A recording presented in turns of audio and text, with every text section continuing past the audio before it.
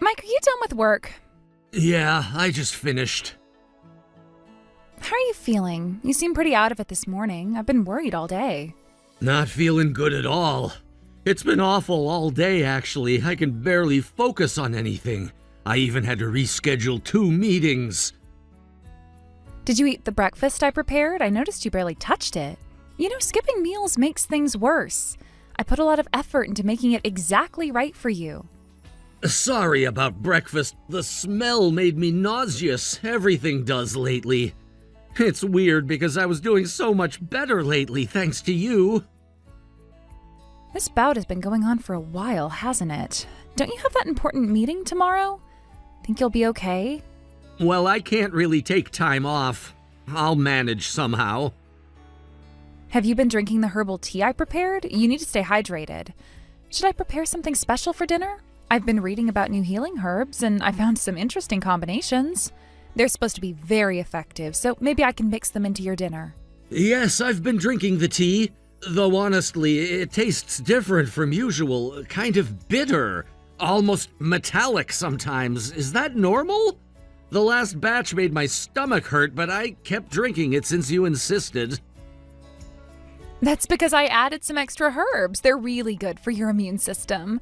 I made something really nutritious for dinner tonight, so eat that and get straight to bed. Remember, health issues improve with better diet and lifestyle changes. I know. You're always saying that. Your natural healing thing, right? Exactly. You've been working too hard lately, you know. That's probably why you're feeling under the weather. The metallic taste is from the minerals, by the way. They're very good for cleansing. I learned about it in my research. Trust my judgment on this. Yeah, I know. Though sometimes I wonder if regular medicine might help too. My coworker recommended his doctor because he said he had similar symptoms. Maybe I should get checked out just to be safe. It's better to heal naturally than relying on medications. You don't need to go to the doctor. Trust me on this. I've done so much research on natural remedies. Modern medicine just masks symptoms. Your coworker doesn't understand. He doesn't know what's best for you. I do. Remember how sick you used to get before we met? My methods work so much better. I've been feeling great since we got married, that's true. It's all thanks to you taking care of my health, and I do trust you. Oh, it makes me so happy when you say that. Though lately, things feel different. Maybe it's just stress. The nausea is getting worse, though. Even water makes me queasy now. It's never gotten this bad.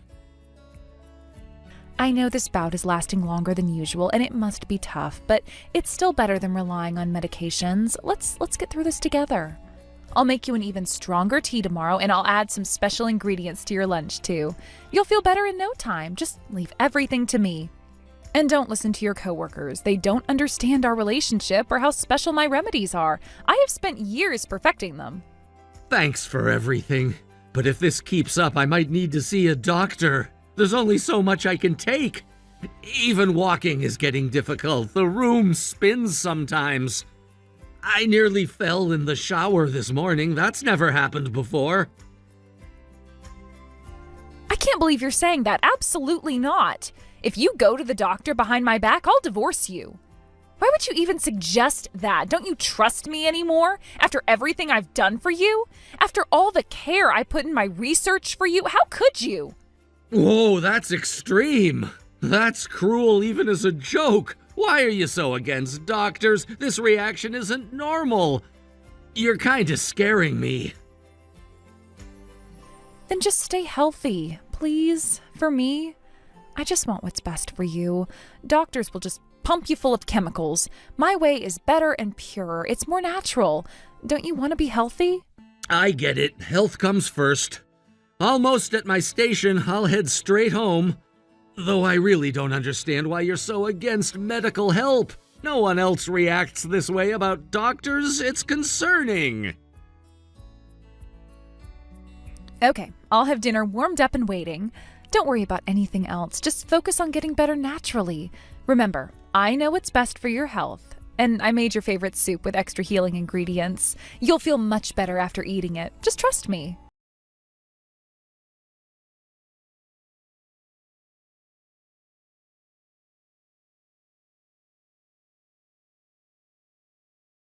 okay? Did you eat properly? Make sure you stay warm in bed. I left some special tea in the thermos. Don't forget to drink it all. I mixed in some new herbs this time. They're rare and special herbs imported from Indonesia. They cost quite a bit, but anything for your health, my love.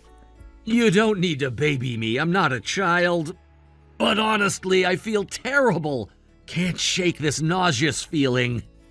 I haven't been able to keep anything down since morning. Even water makes me feel sick. The room keeps spinning, and I had to sit on the bathroom floor for an hour. I've never felt this bad before. Something's really wrong. You even took the day off work? Oh, I wish I could have taken off from my part-time too. Sorry. Don't worry about that. It can't be helped. At least tell me you're drinking the tea. It has special healing properties. Each sip is cleansing your system. The worse you feel, the more it's working. Did you finish the whole thermos? It's important to drink every drop because the healing properties are strongest at the bottom. I've been sick for about 2 weeks now. I really don't think this can go on. The nausea is getting worse, and now I'm getting dizzy spells too. Something feels really wrong. My hands are shaking and I can barely type. My vision's getting blurry too. Should I call someone? There's nothing more we can do about it, though. I'm being as careful as I can with your meals, but these things take time, you know.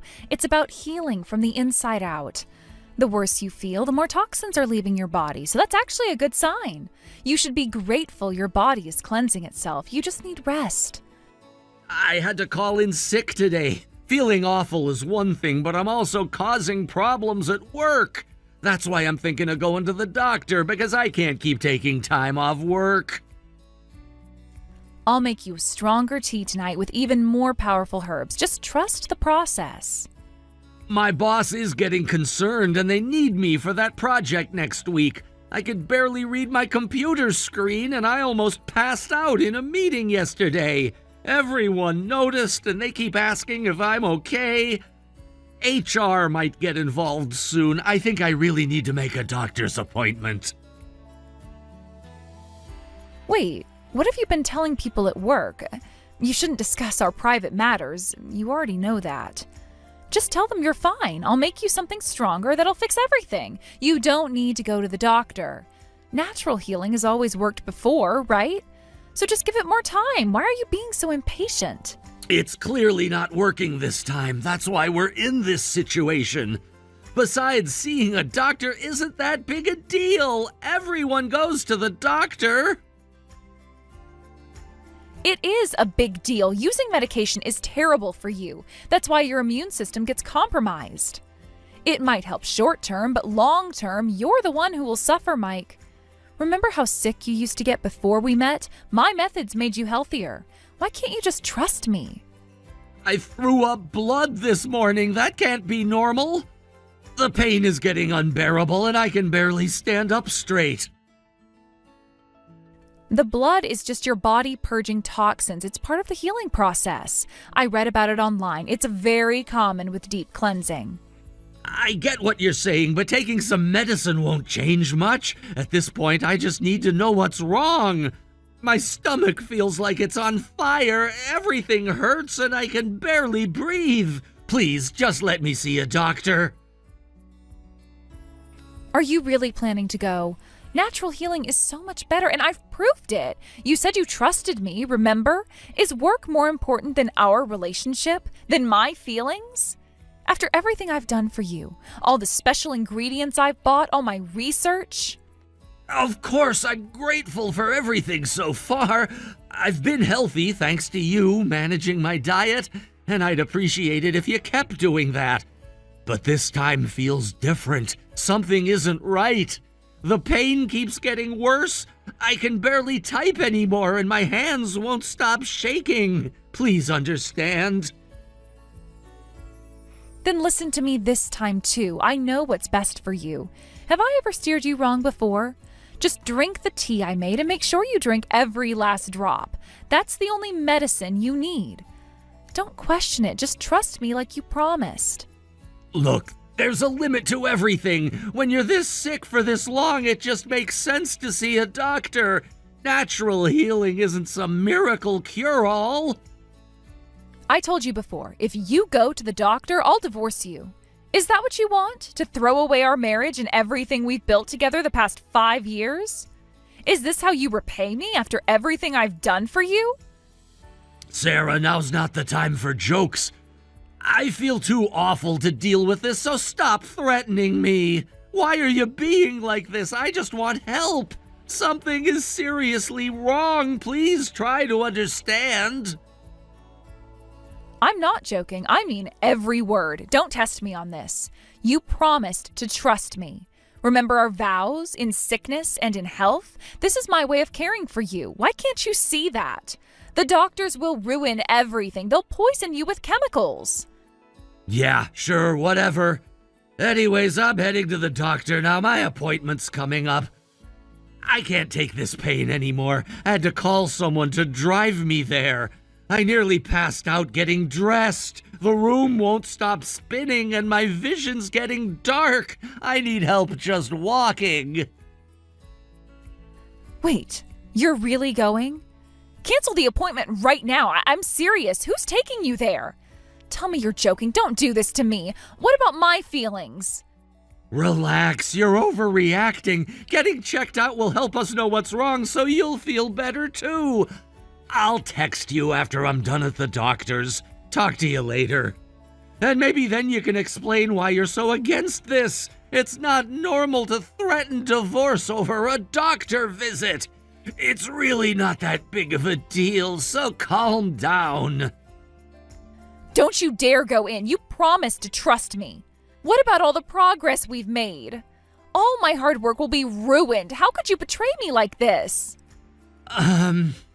This reaction of yours is concerning. Who threatens divorce over a doctor's visit? Are you scared or something? Anyways, the doctor's calling me in now, so I'll text you after. Mike, please, turn around and come home. I'll make you something special. It'll make you feel better right away. Just don't go there. The doctors won't understand. They'll ruin everything. Please don't do this. I'm begging you.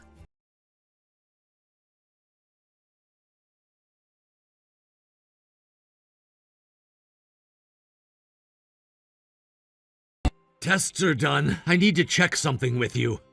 Can you respond now? The blood work came back, and the doctor found something concerning, so they're rushing more tests. Reply when you see this. And I'll be direct. The doctor wants to know what I've been eating. What have you been putting in my food, Sarah? The test results don't make sense unless someone's been tampering with my food. Answer me. The doctor says these levels aren't normal. They're asking about poisoning? Tell me you haven't been poisoning me. Sarah, what was in those teas? My daughter just passed away. Please come home now. What? What are you talking about? We don't have any children? Stop trying to change the subject. The doctor's here with the test results and they want answers. What have you been feeding me? This is Linda, Sarah's mother. She just passed away. I had to take her phone to let you know. Huh? Linda? What's happening here? This doesn't make any sense. Sarah was just threatening me about going to the doctor. What do you mean she's... I know this is sudden, Mike, and I'm sorry, but that's what's happened. Sarah is dead. Come on, this is ridiculous. I was texting Sarah just 2 hours ago before going to the doctor. We were communicating fine then. That's you, Sarah, isn't it? Stop playing games. The doctor just showed me some very serious results from my blood tests. Stop trying to distract me. This is serious. I understand if you don't want to believe it, but it's true. Sarah had an accident at her workplace, and then the ambulance couldn't get there in time. She was gone before they arrived. The doctors did everything they could. Please come quickly. Then why wasn't I notified? If there was an accident at her workplace, they would have contacted me first. I'm her husband. They said they tried calling the house, but no one answered. You were at the doctor's, right? That's why they contacted me. You need to come and meet me at Central Hospital right now.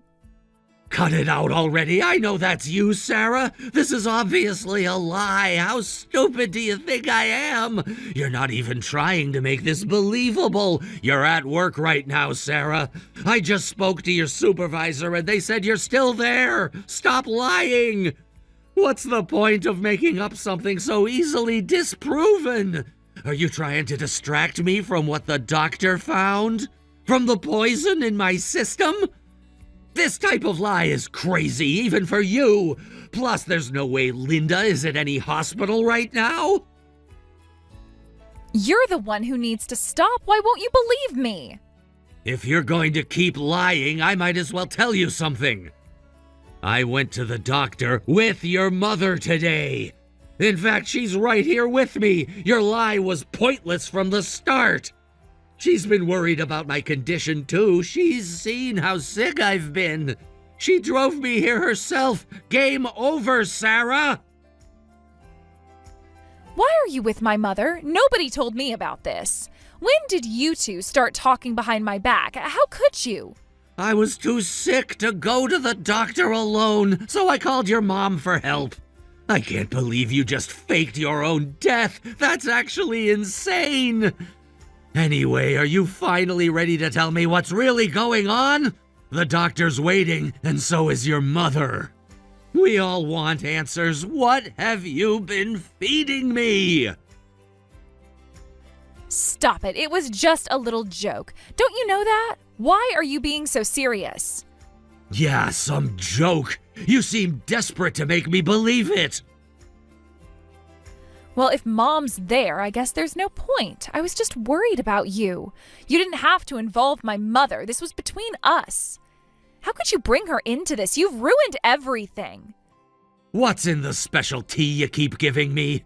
The doctor found something really bad in my blood. Your mother is in shock.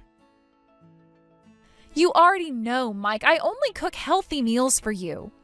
I haven't been feeding you anything strange, just natural ingredients, herbs, and supplements. Then I wouldn't be in this situation. The doctor just told me my illness is caused by what I've been eating. There's no way you don't know about this. Some of these substances aren't even legal. What have you been doing to me? The lab found industrial chemicals in my blood. Chemicals found in cleaning products. How do you explain that? Your mother is crying. Don't you dare blame this on me. Everything I did was for your health. Those doctors don't understand natural medicine. They're just trying to turn you against me. They don't understand my methods or my research. What are you even saying at this point? This is getting us nowhere. Your mother and I just got home, so you need to come home too. We need to talk about this face to face. We all need to discuss this. The doctor wants to involve the authorities, and your parents agree with them. They've seen the test results. The evidence is clear. Stop denying it. No, I'm not coming home. Besides, didn't I tell you I'd divorce you if you went to the doctor? So why did you go? This is your fault. You broke your promise. You betrayed my trust. You should have just listened to me. If you did, none of this would have happened. You can't seriously think that threat means anything in this situation? Stop with this nonsense. If you won't come home, then I'll be the one divorcing you. You understand that? Get home now. I'm waiting. Your parents are here too.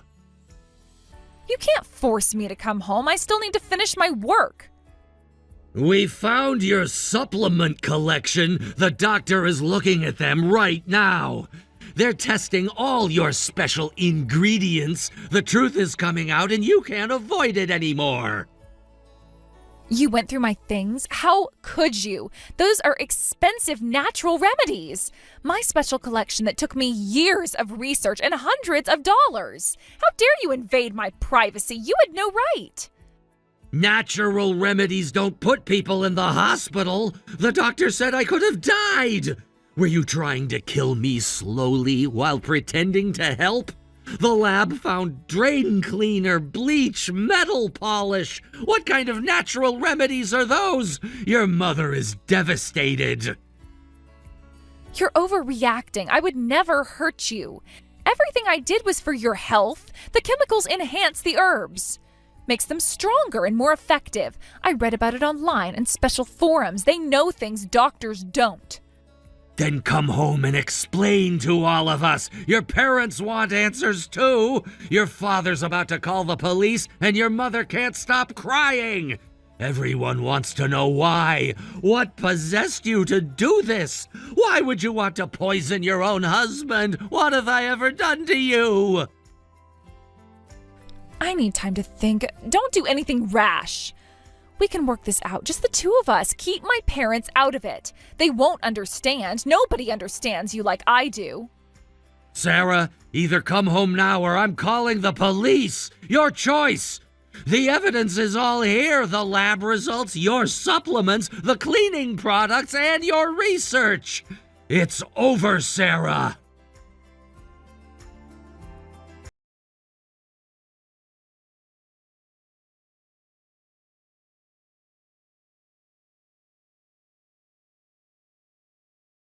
Hey, Mike, about yesterday. Were you serious? Tell me you're joking about the police and everything. We can work this out, just the two of us, like we always have. We can fix this together. Joking? You're the one who's been joking.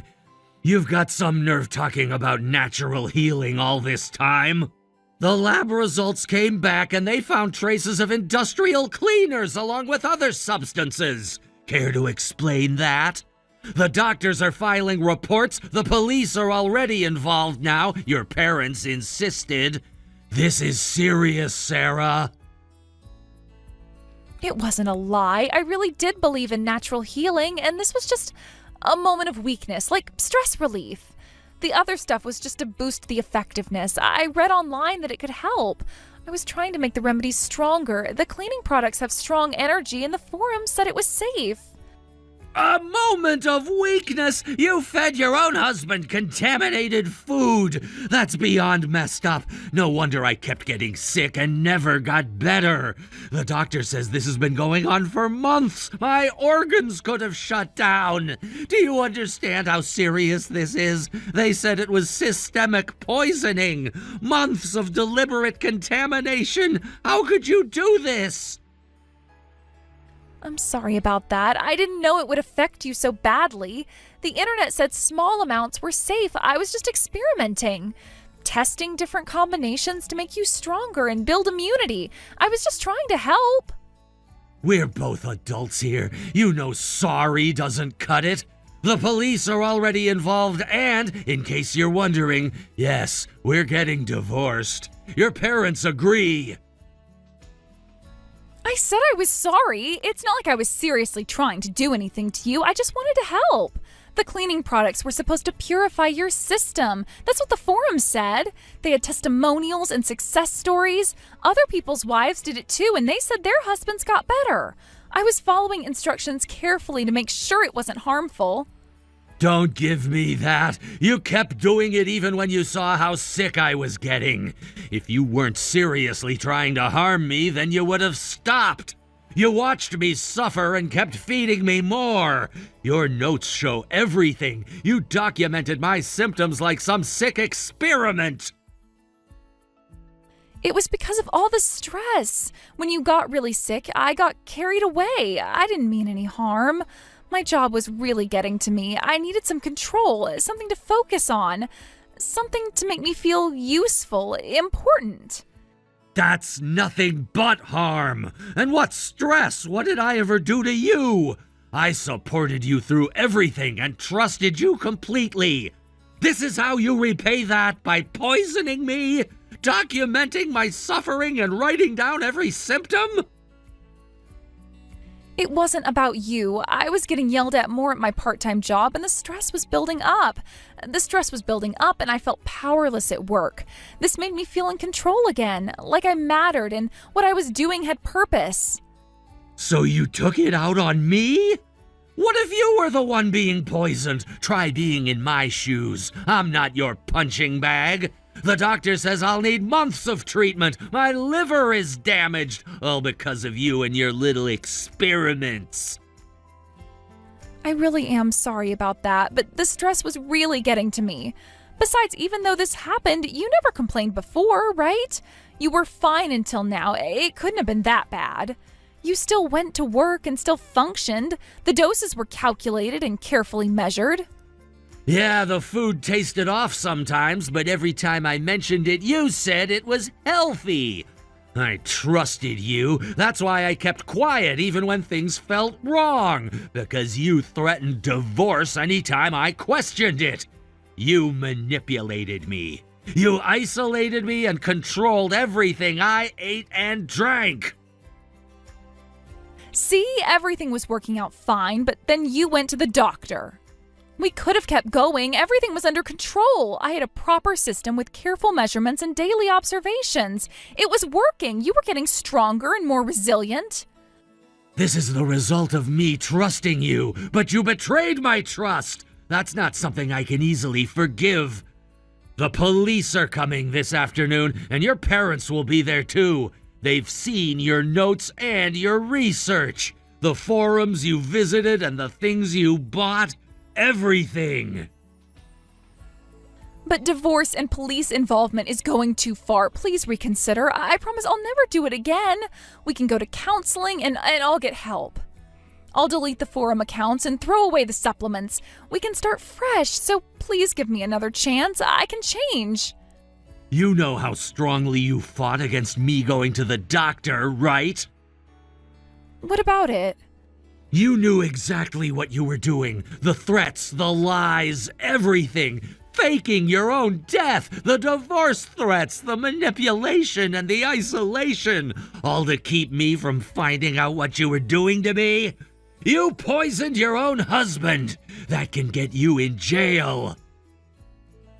I was scared they'd find out. I didn't want to lose you. Is that so wrong? I loved you too much. I just wanted you to see how much I cared about you. I'll do anything to keep you happy. That means you knew what you were doing was wrong. You knew exactly how this was affecting me, yet you never stopped. Who could trust your promises now? The doctor says I could have died if this continued for even another month, maybe less. That's all it would have taken. According to your own notes, you were increasing the doses. Don't say that. I'll be in trouble if you go to the police. Don't you care what happens to me? I'm still your wife. Think about my future, my career, my life. That's exactly why you could do something this terrible. You're completely self-centered. Even now, you're only thinking about yourself, not about what you did to me. The damage to my body, the months of suffering, the manipulation, the lies, everything you did, all while claiming to love me. I really am sorry about that. Let's start over. We can still make this marriage work. I'll never touch your food again. Please don't do this. We can fix this together like before. Just us. No police. We're way past that point. I'm going to the police and filing for divorce. Maybe this will help clear out that poisoned brain of yours. It'll be better than any food you've made, at least.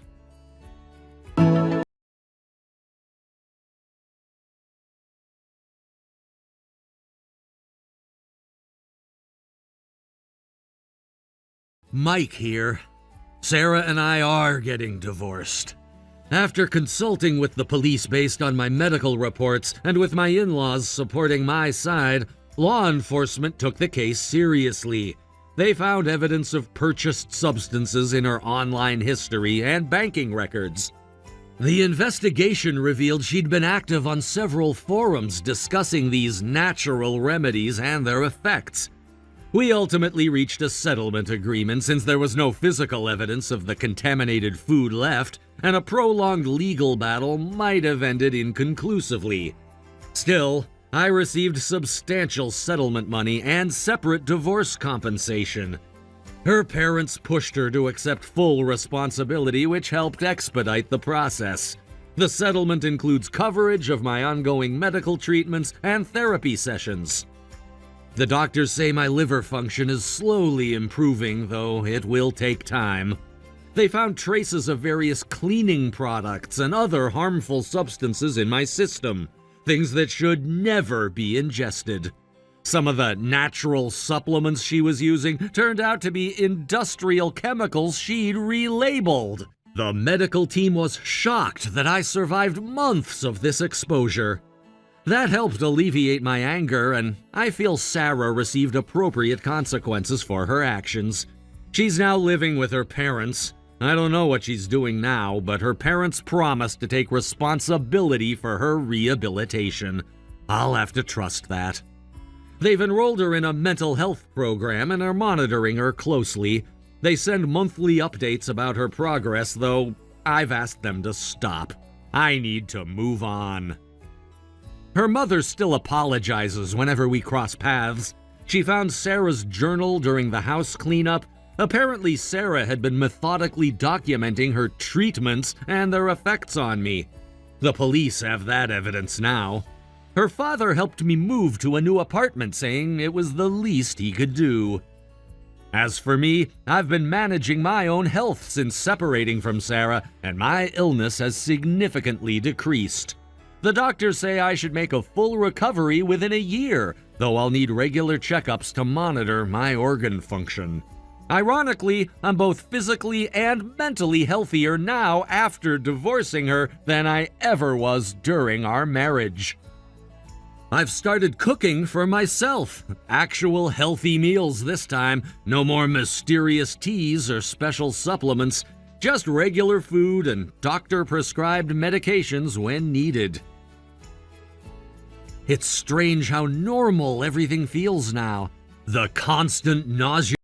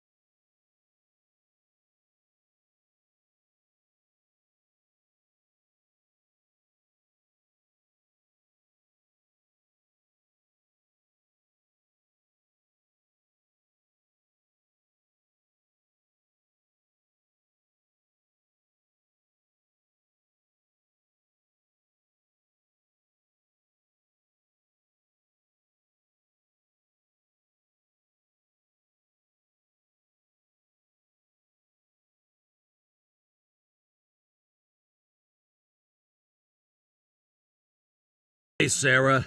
Need to vent about something. The guy training me at work is completely useless. You've only been there a week. How can you tell if someone's useless that quickly?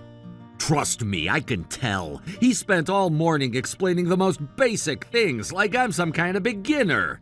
They should have checked my resume better. This is beneath my experience level. Maybe they want to make sure you understand their specific processes. Their processes are a joke. I've got way more work experience than him. First day, he couldn't even explain the filing system properly. Had to figure it out myself. Did you ask questions? Why should I have to? I've worked with dozens of filing systems, but this guy acts like I've never seen a computer before. You know what else? He's like a decade younger than me, probably fresh out of college or something. Is this about the actual training or his age? Both. Why would they put someone like that in charge of training me? Makes no sense at all. Age has nothing to do with it. You're the new employee here. What does being new have to do with anything? I have decades of experience. This kid probably still lived with his parents last year. That's not relevant to whether he can train you. It's totally relevant. He keeps treating me like I don't know anything. Yesterday, he tried to explain how to greet customers like I haven't worked in customer service before. Maybe he's just following the training protocol. Then the protocol is broken. No one with my background needs this basic training. I've done customer service since before he was born. Every company has different standards. Standards are standards. Customer service is customer service. Look, they should know better. I've worked in all kinds of different industries. Sales, customer service, management. This kid probably hasn't worked anywhere else. Did you ask about his background? Don't need to. I can just tell by how he talks. So condescending, like he's doing me some big favor. How exactly is he condescending? This is how we handle difficult customers. Make sure to maintain a professional tone. Like I'm some rookie who's never dealt with people before. Being taught how to answer the phone like I'm some rookie is just humiliating. He keeps correcting my tone with customers like I don't know how to talk to people. Did something specific happen today?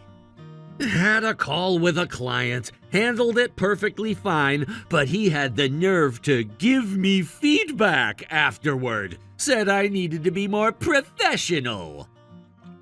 What exactly did he say? That I shouldn't interrupt customers, that I need to let them finish speaking, like I don't know that already. He even took notes during my call. Who does he think he is? Sounds like he's doing his job as a trainer. His job should be teaching me real skills, not basic customer service 101. 20 years of experience and this kid is lecturing me. He even suggested I role-play customer scenarios. Can you believe that? Actually, yes. It's standard training practice. Not for someone at my level. I've handled thousands of customers in multiple industries. Different companies have different standards.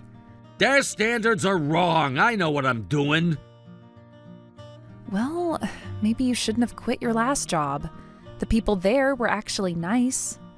Nice doesn't equal competent. They didn't appreciate my experience either. Always hovering over my shoulder, checking every little thing. Always micromanaging everything I did. They were trying to help you learn their system. Their system was inefficient. I tried telling them that. On your first week there, too?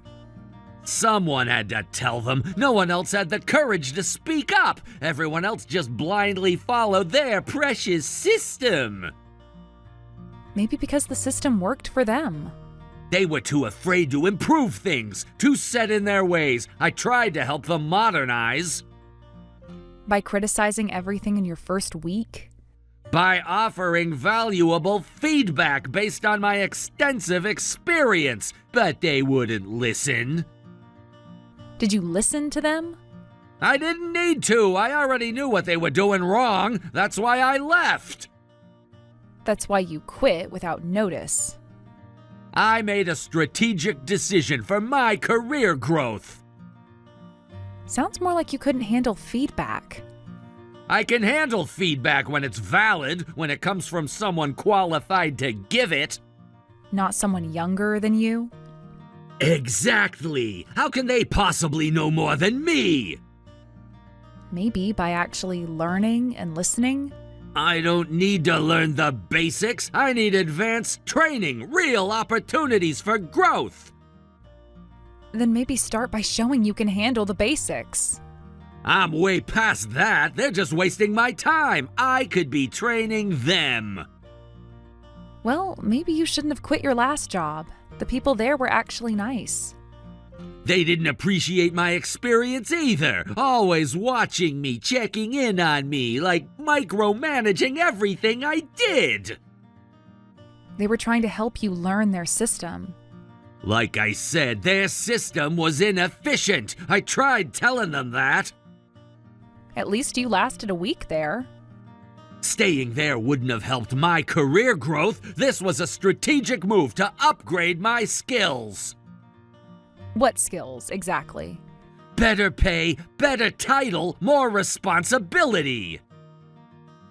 That's not what I asked. What actual skills are you learning? Customer service management, advanced sales techniques.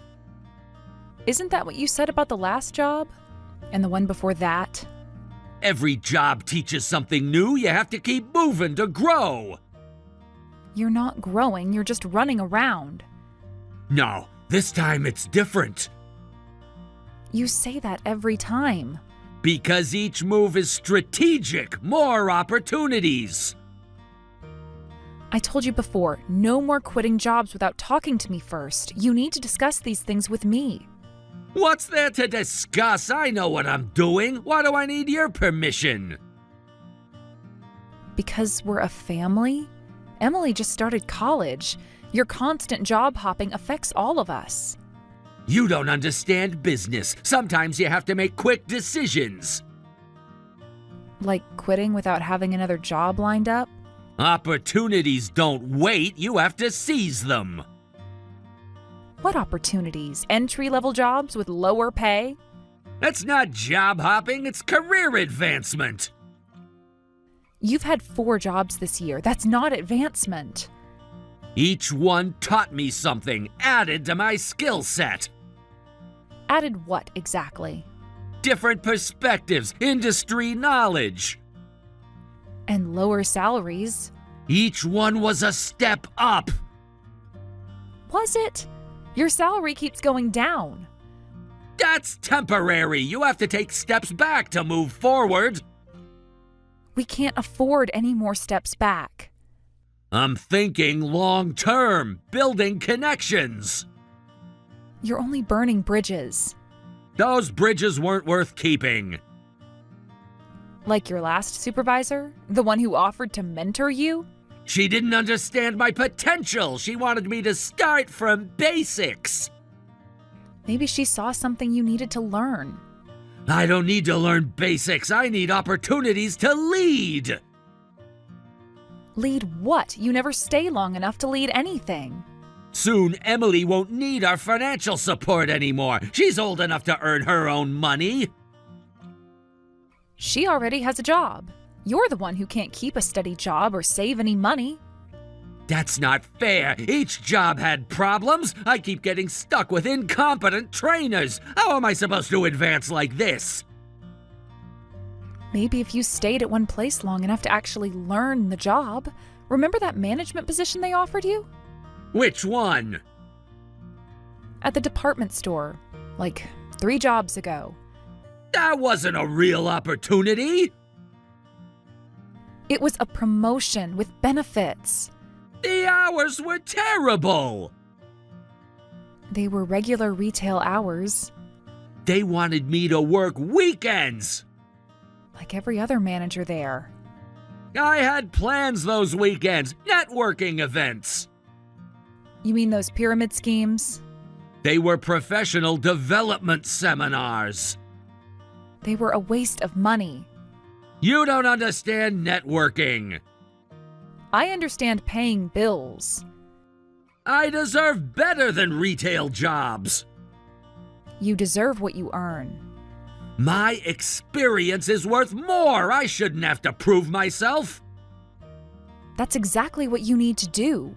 I have experience. Experience at what? Quitting?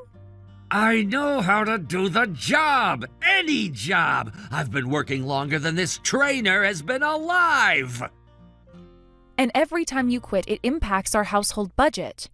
We're the ones who have to deal with the fallout. Here we go again, always about money with you. Because someone has to think about it. The electric bill is past due. I'll pay it when I get paid. Like last month, when you spent your whole paycheck on that networking seminar? That was an investment. In what? My future. Our present is what matters. We need to pay the bills. You're too focused on the short term. I'm building something bigger. You are destroying what we have. You're not seeing the big picture. I see unpaid bills. I see missed payments. I see your excuses. There you go again with the money talk. You know I hate it when you nag me like this. I'm working hard for our future. I'm bringing home money and you're giving me attitude? Emily and I both work too. Don't talk back when you barely make anything. That money you look down on is what you relied on when you quit. It's what paid bills last month and the month before, while you were finding yourself. I was building connections, making contacts, creating opportunities. We need stability. We need opportunities. We need you to keep a job. I keep jobs that deserve me. No job deserves your attitude.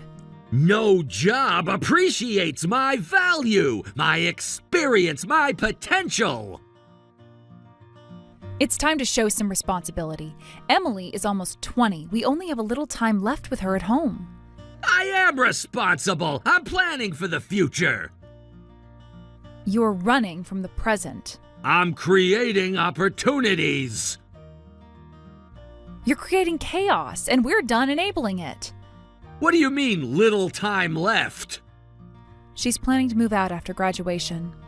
She can commute from here. She will be moving to the city for work. What kind of work? She hasn't even finished school yet. She's already lined up 3 interviews. Tech companies in downtown. Which companies? Major software firms, the kind that hire the best. Those are just internships, not real jobs. They pay more than what you're making now. That's ridiculous. She doesn't need to move for internships. They're not internships, they're full-time positions. She's too young for that. She's been preparing for years, while you weren't paying attention. What's that supposed to mean? She's been coding since high school, building her portfolio, networking with professionals.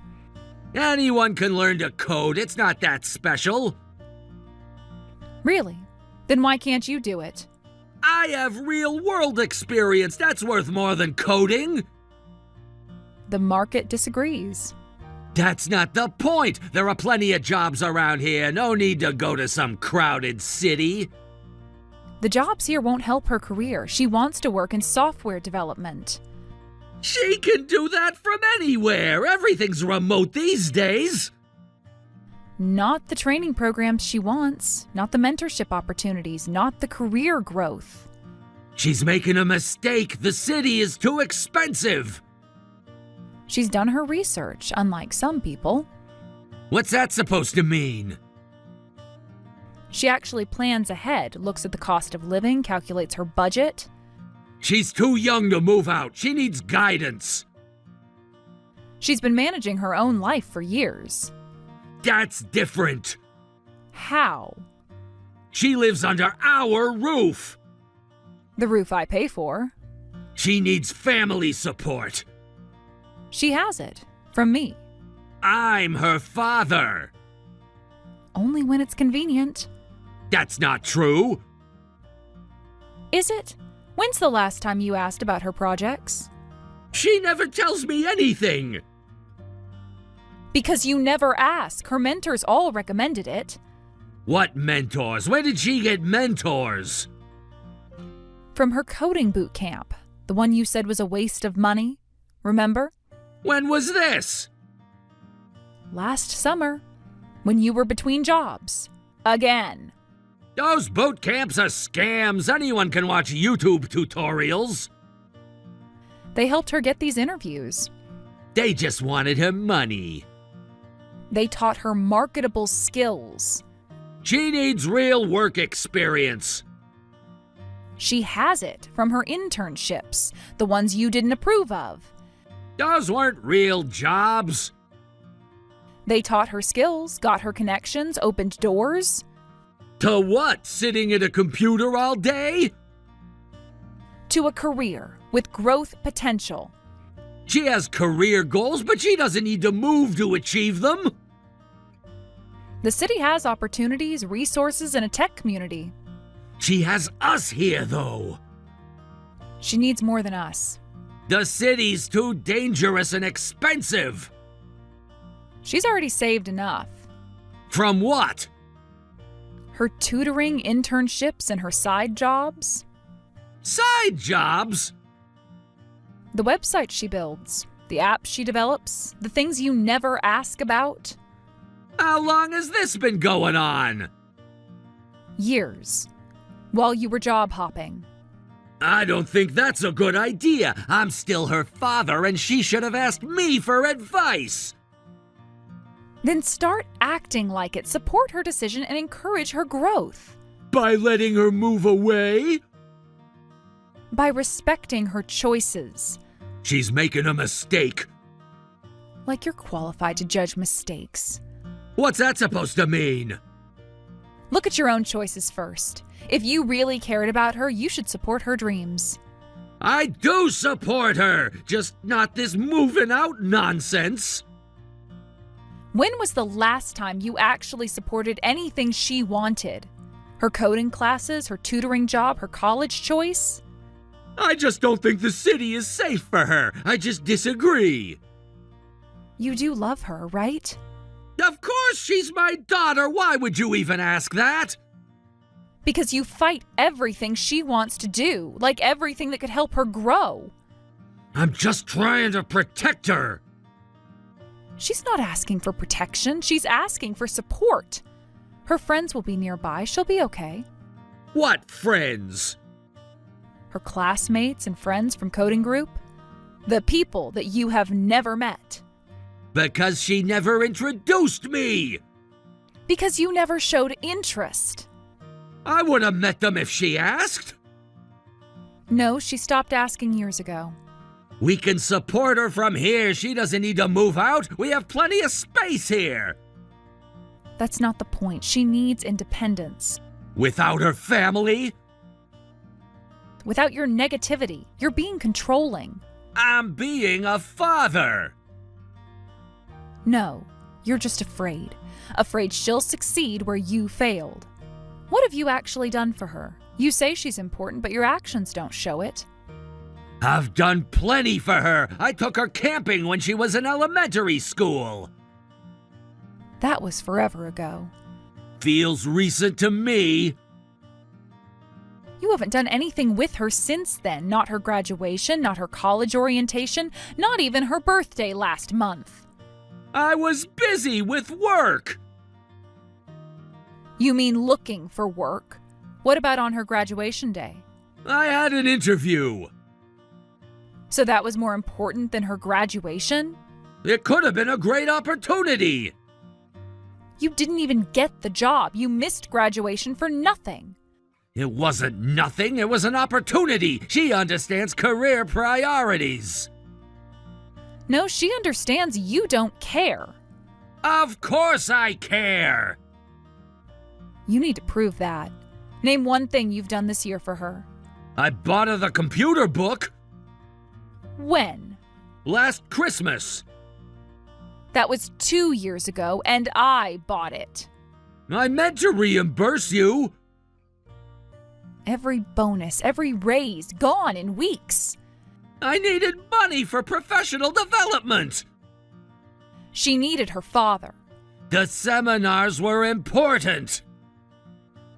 Her science fairs were important, her coding competitions, her honor society induction. Those things wouldn't help her career. And your seminars helped yours? I was building connections. She was building her future. She didn't need tutoring or extra classes. You went behind my back and let her do it anyway, wasting money. I'm still mad about that. Do you know what she won last month? What? The Regional Coding Championship. Never heard of it. Because you never ask, never show up, never care.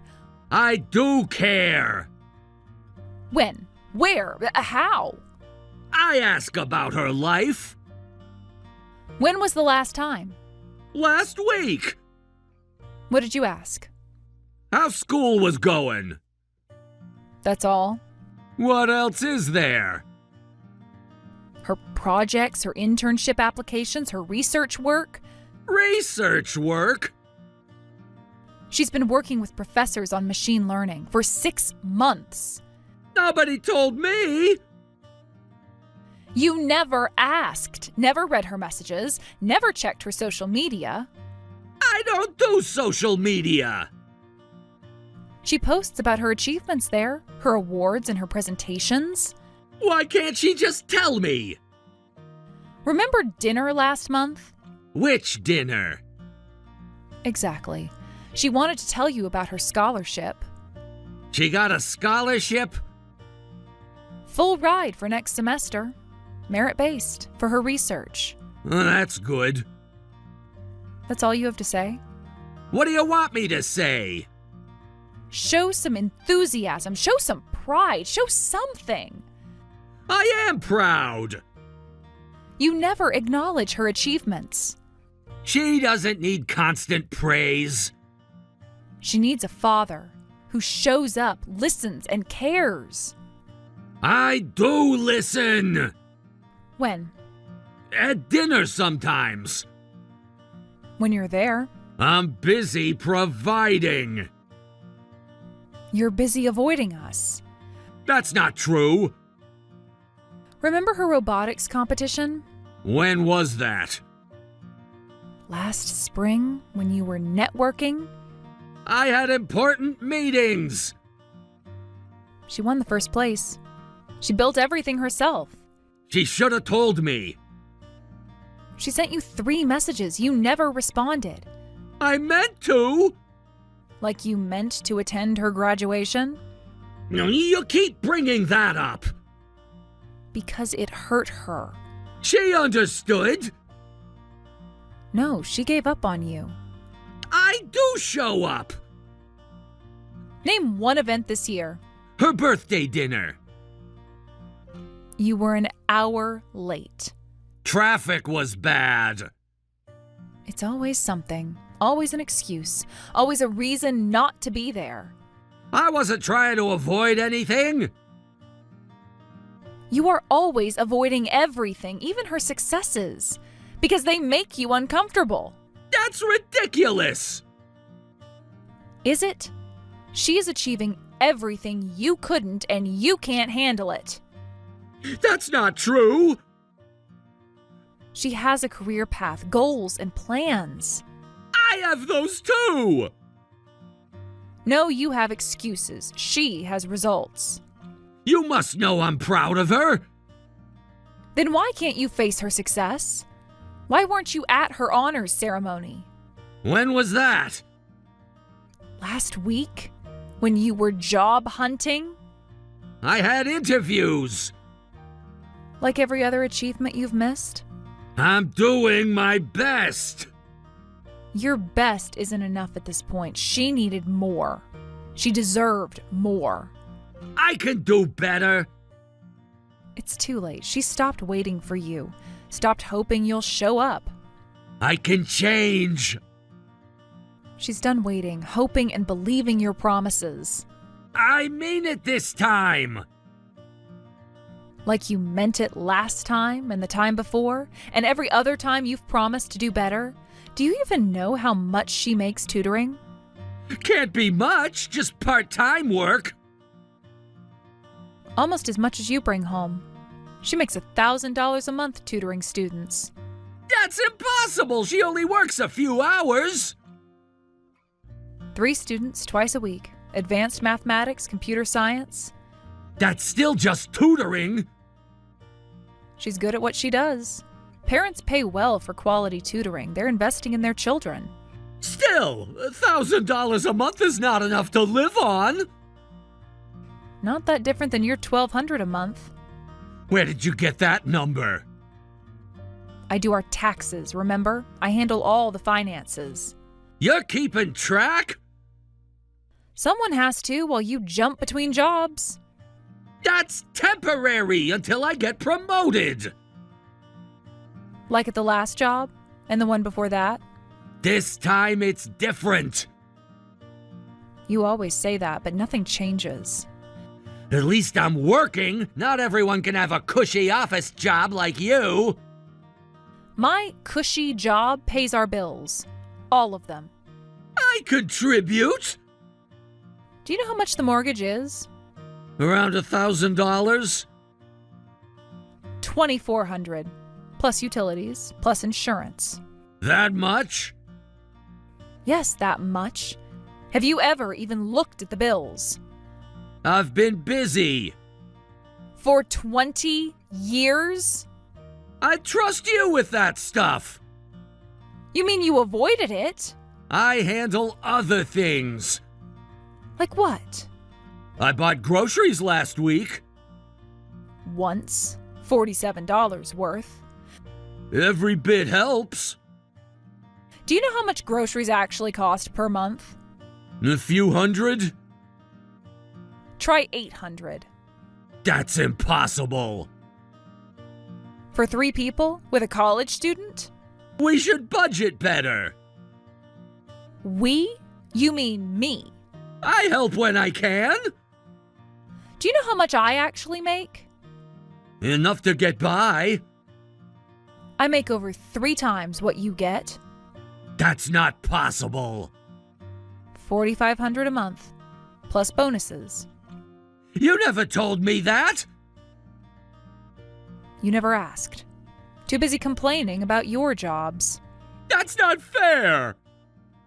Neither is letting me carry everything. I would have helped more. When? Between jobs? I've had 5 years at this salary after 3 promotions, while you switched jobs 12 times. You're exaggerating. Why are you bringing this up now? Because you need to understand, Emily and I aren't the problem here. So you both think you're better than me because you make more money? No, because we take responsibility. We don't quit when things get hard. Do you know how hard I work? At making excuses? At building my career. What career? Entry-level job after entry-level job. Each one is a stepping stone. To what? I've been trying to better myself, looking for opportunities. No, you've been running away. Every time there's a challenge or someone expects more from you. That's not true. Do you know her starting salary offers? For her internships? For her full-time positions after graduation. How much? $85,000, plus benefits, plus stock options. That's more than I make in a year. Because she's stuck with it. Because she didn't quit. She did the work. Companies overpay for tech now. They pay for value, skills, and commitment. I have skills. What skills? I have experience. At what exactly? Different industries. Different entry-level positions. Each job teaches something. Teaches what? How to quit? How to avoid responsibility? We have supported you through every job change, every fresh start, every new opportunity. You're just trying to make me feel bad. I'm trying to make you understand she is moving forward with her life while you're still starting over. What's that supposed to mean? It means she's already more stable than you at 19. She's had advantages. She's had determination. She's had your support. She's had drive. Something you could learn from. I have drive. Towards what? The next exit? The next excuse?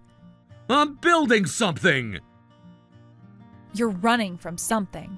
From responsibility, growth, and reality. I'm done enabling this. Enabling what? This pattern, this cycle of quitting and starting over while we pick up the pieces. So what are you saying?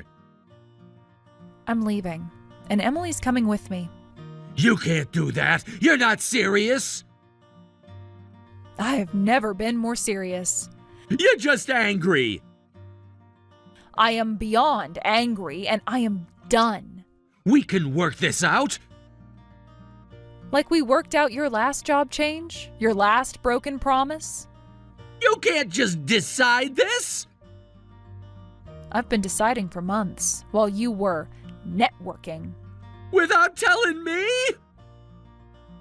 Like you talked with me about quitting or emptying our savings? That was different! How? How is it different? Those were career decisions! This is a life decision.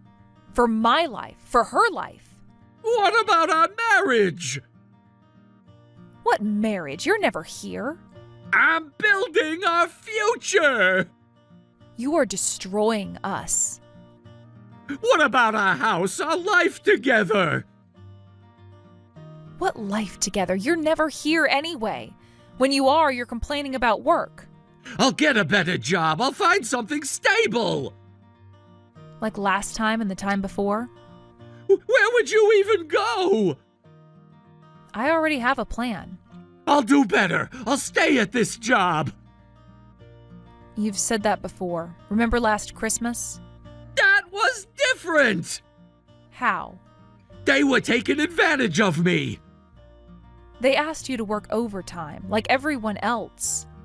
The hours were unreasonable. They were normal retail hours during the holiday season. They didn't respect my experience. Give me a break. I'll prove it to you. Just give me a chance. I've given you 20 years of chances. Her whole life. We can fix this. There's nothing left to fix. How about counseling? We tried that already. And you stopped going after just 2 sessions. The counselor was biased. Or the counselor was right. We can try again. I'm done trying, waiting, and hoping. But she needs both parents. No, she needs stability. She needs support. She has me, the one reliable parent. I can change. It's too late. I've already found an apartment for us. When were you planning to tell me? I'm telling you now. After everything's decided? Just like how you decide things. How long have you been planning this? Since your last job when you quit without notice. Behind my back? Because you never listen, never support, never change. You can't take my daughter. She's 19. She makes her own decisions. She'll want to stay with me. She's already packed her things to go with me. When? Without telling me? She tried. You were too busy complaining about your new job. You turned her against me. No, you did that yourself. With every missed event, every broken promise, every time you put yourself first. That's not fair. Neither was missing her graduation, or her first day of college, or every parent-teacher conference. I was working. We are. I'll fight this. Fight what? She's an adult. She chooses where she lives. We already moved out some of our stuff, while you were at another seminar. You could have told me. Like you told us about anything? This isn't right. Neither was anything you did. You had chances, 20 years of chances. We're done giving them. What about her wedding, her future? What about it? She'll need me there. Will she? Of course she will. I'm her father. Like she needed you at her birthday, her graduation, her college orientation? That's different. How? How is it different? Those were just events. No, those were her moments. Moments you missed. Moments that you'll never get back. I want to make it right. Start by signing the papers. What papers? The ones my lawyer is sending tomorrow. You already have a lawyer? For 3 months now. This is moving too fast. Like your job changes? That's not the same. It's exactly the same. Quick decisions that affect everyone. We should discuss this. I still want to be part of her future. Start by acknowledging her, then. What can I do to make it up? You can keep the savings account we have. Like the one for Emily's wedding? There's one for her wedding? I've been saving for years for her future. How much? Enough for a nice wedding. Why didn't you tell me? Would you have contributed? How long have you been saving? Since her first day of high school. $200 every month from my salary. That's a lot of money. That's called planning ahead, something you never learned. You should have told me. Like you told me about quitting jobs? I could have contributed if I knew. But you didn't contribute to our savings account in the first place. And instead, you spent our emergency fund. Let me help for her future. With what money? Your part-time salary? I'll get a better job. Like the last 10 better jobs? This time is different. Nothing's different. Nothing's going to change. I can help with the wedding fund. I remember all the good times. Name one from the past year. I bought her the laptop. No, I bought it with my bonus. You said it was too expensive.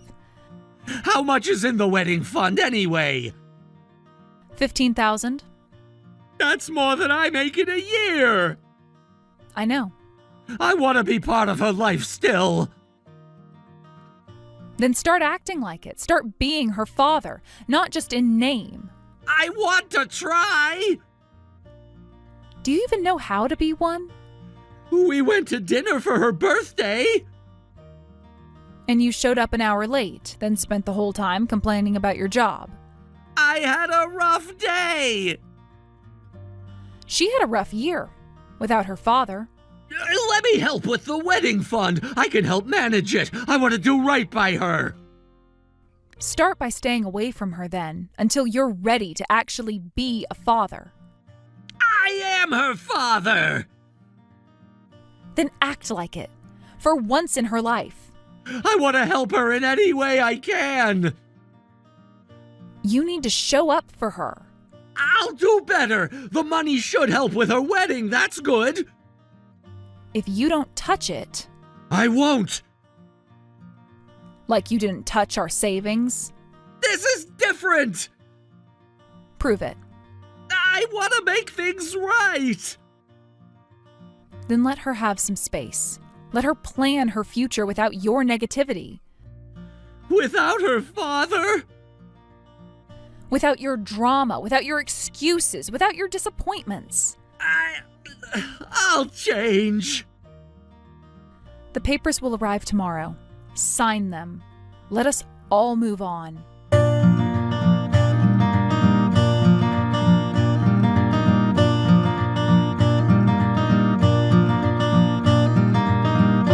The divorce negotiations with my husband took considerable time. However, since he couldn't afford rent on his salary alone, we reached a settlement where I covered the moving costs. I really regret marrying such a pitiful man, though in the end, he did ask that his portion of the settlement be set aside for Emily's future wedding. Maybe his last attempt at closure. While I had some mixed feelings about this since most of our savings came from my salary, I was slightly relieved to see he still had some thoughts for our daughter. But feelings mean nothing without actions to back them up. Despite claiming to care about Emily, his behavior never showed it.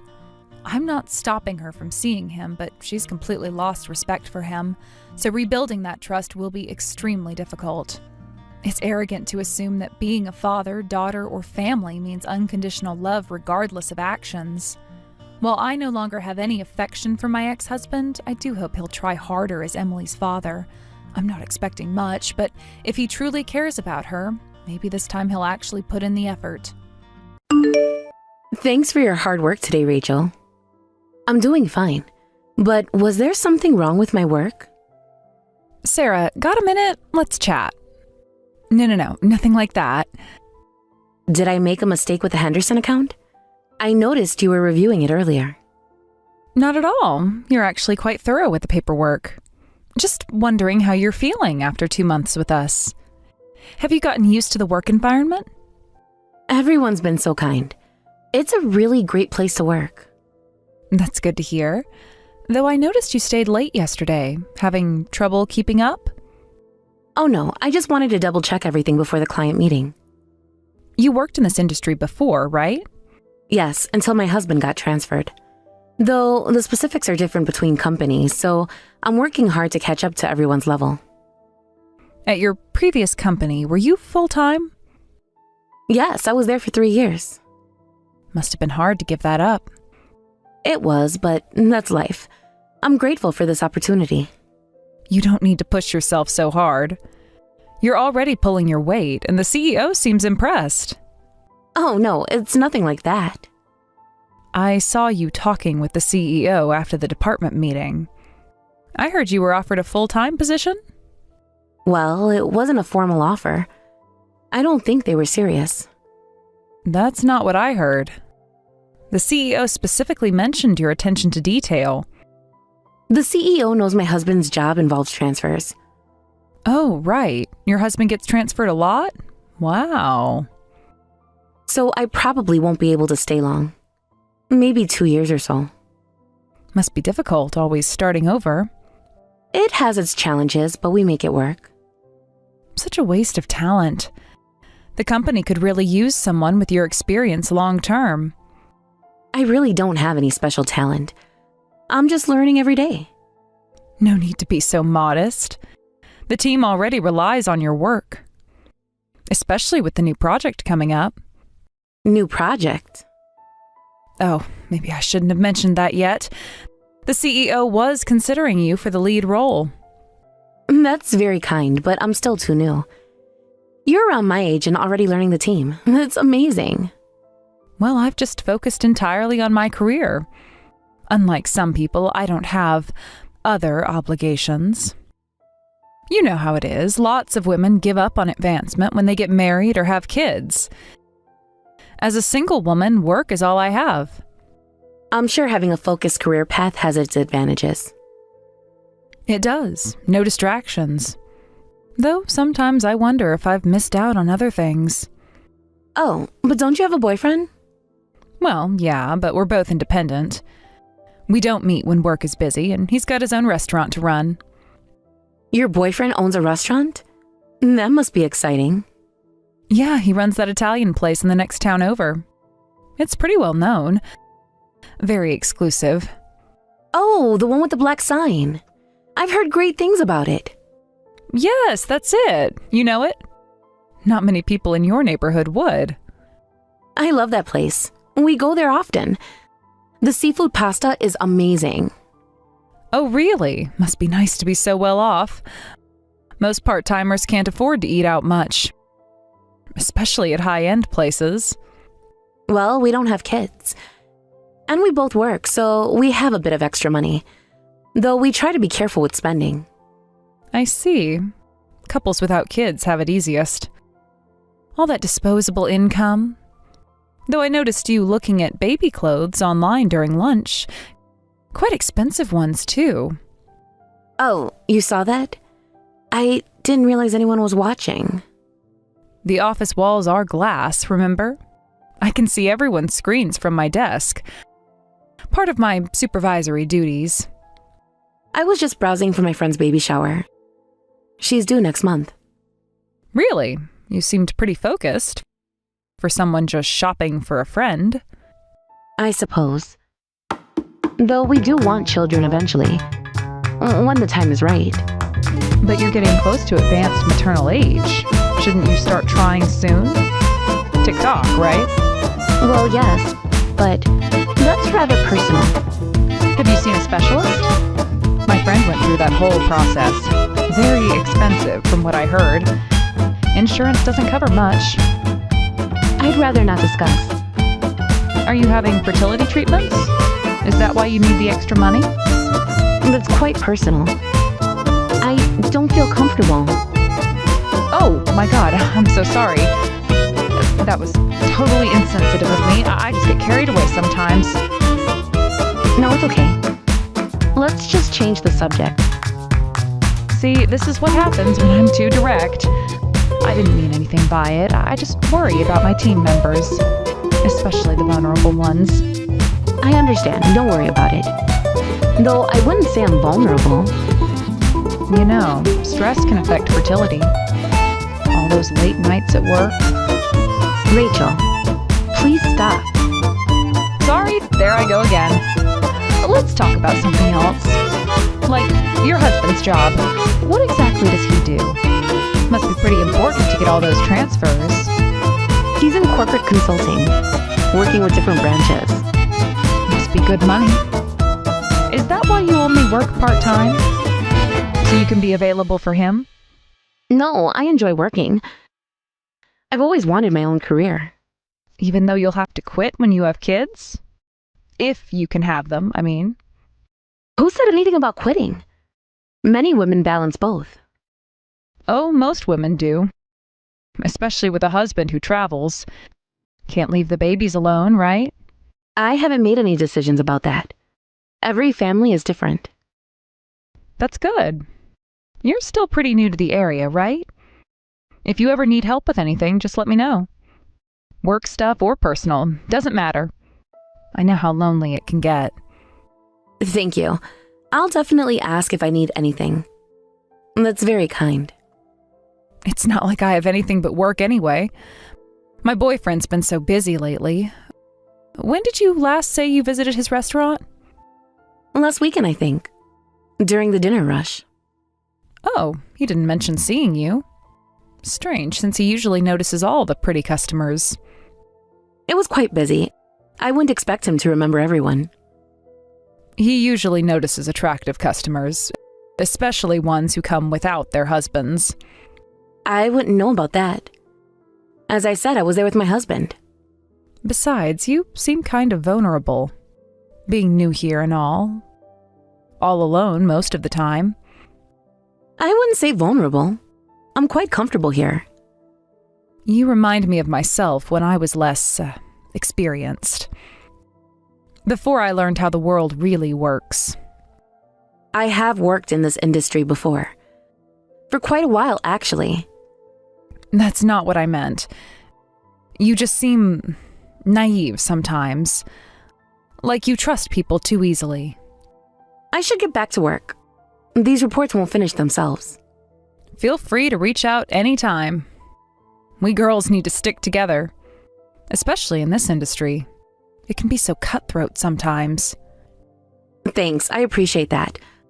Though, I can handle myself. And let me know the next time you visit the restaurant.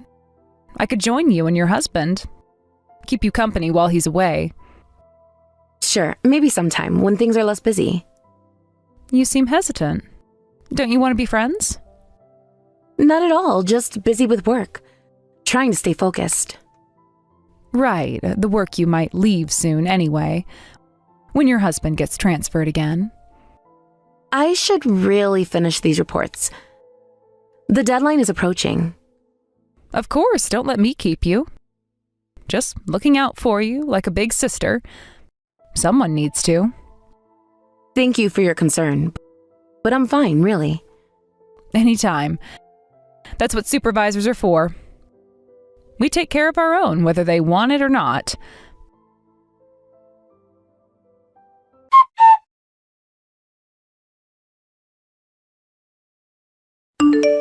I'm sorry to message outside of work hours, Sarah. I know it's late, but I couldn't sleep. I was hesitating to ask, but something's been bothering me. As your supervisor, I feel responsible. Is everything okay, Rachel? Did something happen at work? Has something happened recently? You seem different. What do you mean? Have I done something wrong? You just seem down lately, like there's this negative energy around you at work. The team's noticed too. Everyone's worried about you. Have I been affecting the team's work? I've been trying to keep things professional. No, we're just concerned. You used to smile more, and now you seem anxious. Always looking over your shoulder. Does it show that much? I thought I was hiding it better. Well, yeah, that's why I'm asking. Something's wrong, isn't it? You can trust me, Sarah. We're friends, right? Actually, I've been dealing with some harassment. Someone's been vandalizing my mailbox and stuffing it with garbage. I didn't want to tell anyone at work. Oh no, that's terrible. Has anything else happened? You can tell me everything. There were some scratches on our front door last week. And some disturbing notes. Well, that sounds scary. You seem sensitive. This must be really hard on you. Especially after being alone so much. I've been trying not to let it bother me, but I guess it shows on my face. I'm sorry about that. I should be stronger. You don't need to apologize. The person doing this is the one who's wrong. Though, sometimes these things happen for a reason. When did this start happening? About 3 weeks ago. Right after the department meeting. That's around when you started staying late at work. Interesting timing. Yes, I guess I've been avoiding going home early. It's worse at night. Do you have any idea who it might be? Someone from work, maybe? We've only lived here for 3 months, and I haven't really formed many relationships yet. Since it's happening at our house, maybe it's someone in the neighborhood? But everyone seemed so nice when we moved in. Yeah. Oh, come to think of it, your area doesn't have the best reputation. I should have warned you earlier. Really? The realtor said it was a good neighborhood. Well, it's fine closer to the station, but there's that housing project nearby. You know how these things are. We chose it because it was convenient for commuting, and the rent was reasonable. Not to sound judgmental, but it's not exactly an affluent area. I've heard there are quite a few troubled kids there, lots of single-parent households, too. They're probably just acting out their frustrations. Targeting successful people like you. You think kids are behind this? But some of the notes seemed so personal. Has anything been stolen? Any break-in attempts? No, just vandalism. And the notes? Then it's probably just pranks. I mean, you haven't had any conflicts with your neighbors, right? Besides the obvious class difference. That's true. Though someone did leave a note last night. It was worse than the others. A note? What did it say? You can tell me anything. Just some nasty things. I'd rather not repeat them. I've been thinking about going to the police if it continues, just to be safe. The police? Oh, don't you think that's a bit extreme for some childish pranks? It's getting worse, though, and the notes are getting more threatening. But involving the police could escalate things. Those kids probably have records already. Do you want to ruin their lives over this? My husband thinks we should install cameras, just to have evidence if needed. That seems excessive. If it's just pranks, it'll probably stop soon. Besides, cameras are expensive. And with your fertility treatments... You're right. I'd rather not make a big deal out of it, so I'll wait a bit longer. Maybe it will stop on its own. Yes, that's the smart thing to do. Has your husband been home during any of this, or is he still traveling? No, he's been traveling a lot lately. Back-to-back assignments. Must be lonely, being in a new place, dealing with this alone. No wonder you seem so fragile lately. It's not ideal, but I can handle it. Oh, by the way, I heard you visited my boyfriend's restaurant again. He said you came by and introduced yourself. Said you seemed stressed. Yes, I'm a big fan of the place. The food helps take my mind off of things. He said you're quite beautiful, even when you look worried. Said you were there alone this time? No, I was with my husband. We always go together. That's not what he told me. He said you were sitting alone at the bar. Then there must be some mistake. I never sit at the bar. He's usually very observant, especially with beautiful women who come in alone. That's very kind of him. Thanks for passing that along. I think he's right, though. You're well liked at work, too. Everyone speaks highly of you. Maybe too highly. I'm glad I haven't made any enemies. I try to stay professional. But you know, if this isn't just pranks, but actual harassment, you must have hurt someone somewhere. Maybe led them on somehow? I suppose that's possible, though I can't think of how. Maybe you should be more careful about how you act, how you dress, how you talk to people's boyfriends. What do you mean by that? I'm always professional. Oh, I'm not blaming you or anything. Sorry about that. I tend to be pretty blunt.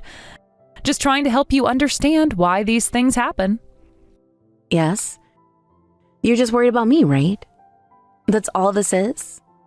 Exactly. I'm concerned about you. Someone has to be. Besides, it's better to get things off your chest. Especially if you're going through fertility treatments. You can't afford to be stressed. Stress is bad for conception, you know. That's true. Though I never said I was having treatments. Let me know if anything else happens with the harassment. I'm always here to listen. Day or night. I know all about your situation now. I understand. Thank you for everything. It's nothing. I am your supervisor after all, and we need to help each other out. Plus, I'd hate to see you quit over something like this. You're too valuable to the company. Well, for now at least. Until your husband gets transferred again. Or until other things force you to leave. Stay strong, okay? Thank you, Rachel. I appreciate your concern. And Sarah, maybe don't mention our chat to anyone else. People might get the wrong idea about the neighborhood. Or about you. Of course. I understand completely.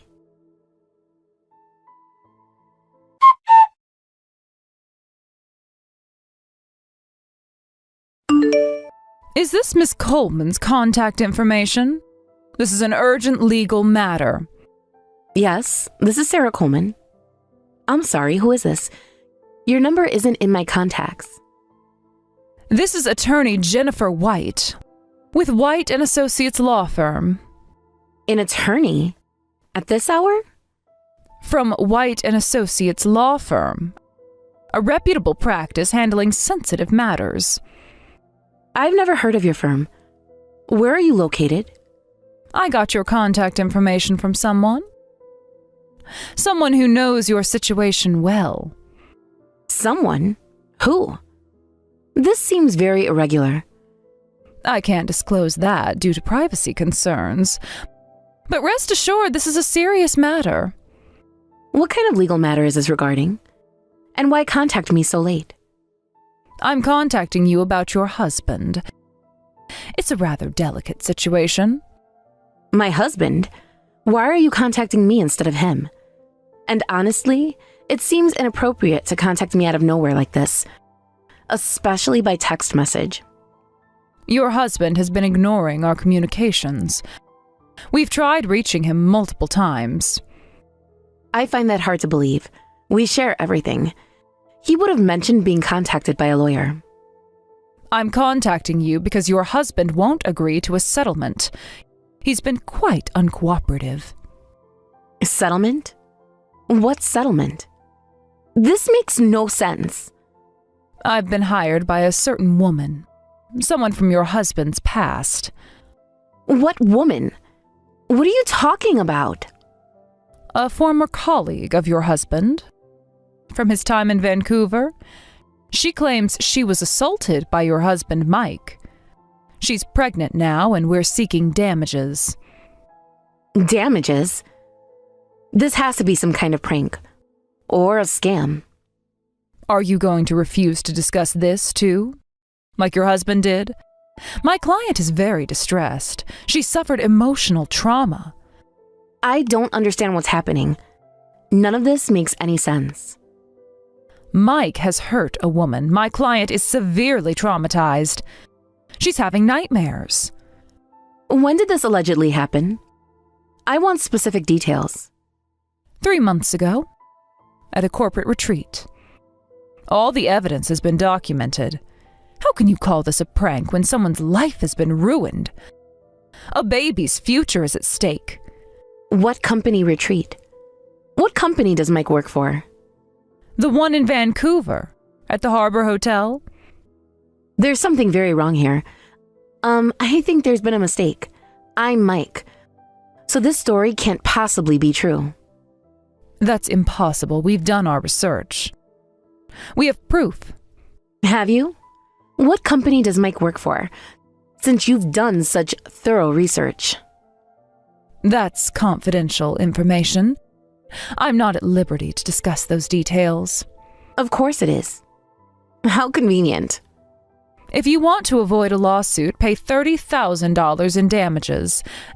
This is a one-time offer. And there it is. Finally showing your true colors. This is a very generous offer, given the circumstances. What kind of lawyer sends threats by text? At night, from an unlisted number? Many cases are settled out of court. It's common practice. What's your bar number? Every legitimate attorney has one. That's not relevant right now. We can discuss credentials later. It's absolutely relevant. What law firm did you say you were with again? I'd like to look it up. White and Associates, a prestigious firm. And where are your offices located? Should be an easy answer. That's not important. We can meet at a neutral location. It is to the Bar Association, which I'll be contacting tomorrow. Listen, if you don't pay, things might get worse. What are you talking about? Are you threatening me now? Stop this nonsense. My name is Sarah Mike Coleman, and my husband's name is James. There is no Mike. I apologize. As the representing attorney, I was told Mike was the assailant. There must have been a mix-up. What kind of attorney gets their client's name wrong? Who put you up to this? This harassment needs to stop. I don't know what you mean. This is a legitimate legal matter. Wait, are you the one who's been harassing my house? The timing fits perfectly. Hold on. The timing fits. First the vandalism, now this. This number, it's a burner phone, isn't it? Just like the anonymous notes. I don't have to answer those questions. This conversation is over. No, but the police might be interested. Especially since I've been documenting everything. Every note, every incident. What's going on? Your silence speaks volumes. Rachel, is that you? This is just a misunderstanding, a simple case of mistaken identity. Is it Rachel? The writing style is the same as your text. Hello? Don't ignore me. Answer me. You're making a mistake. This has nothing to do with work. The only mistake was trusting you, thinking you actually cared. I'm ending this conversation. Do not contact this number again. Of course you are. But this isn't over, not by a long shot. I have everything documented.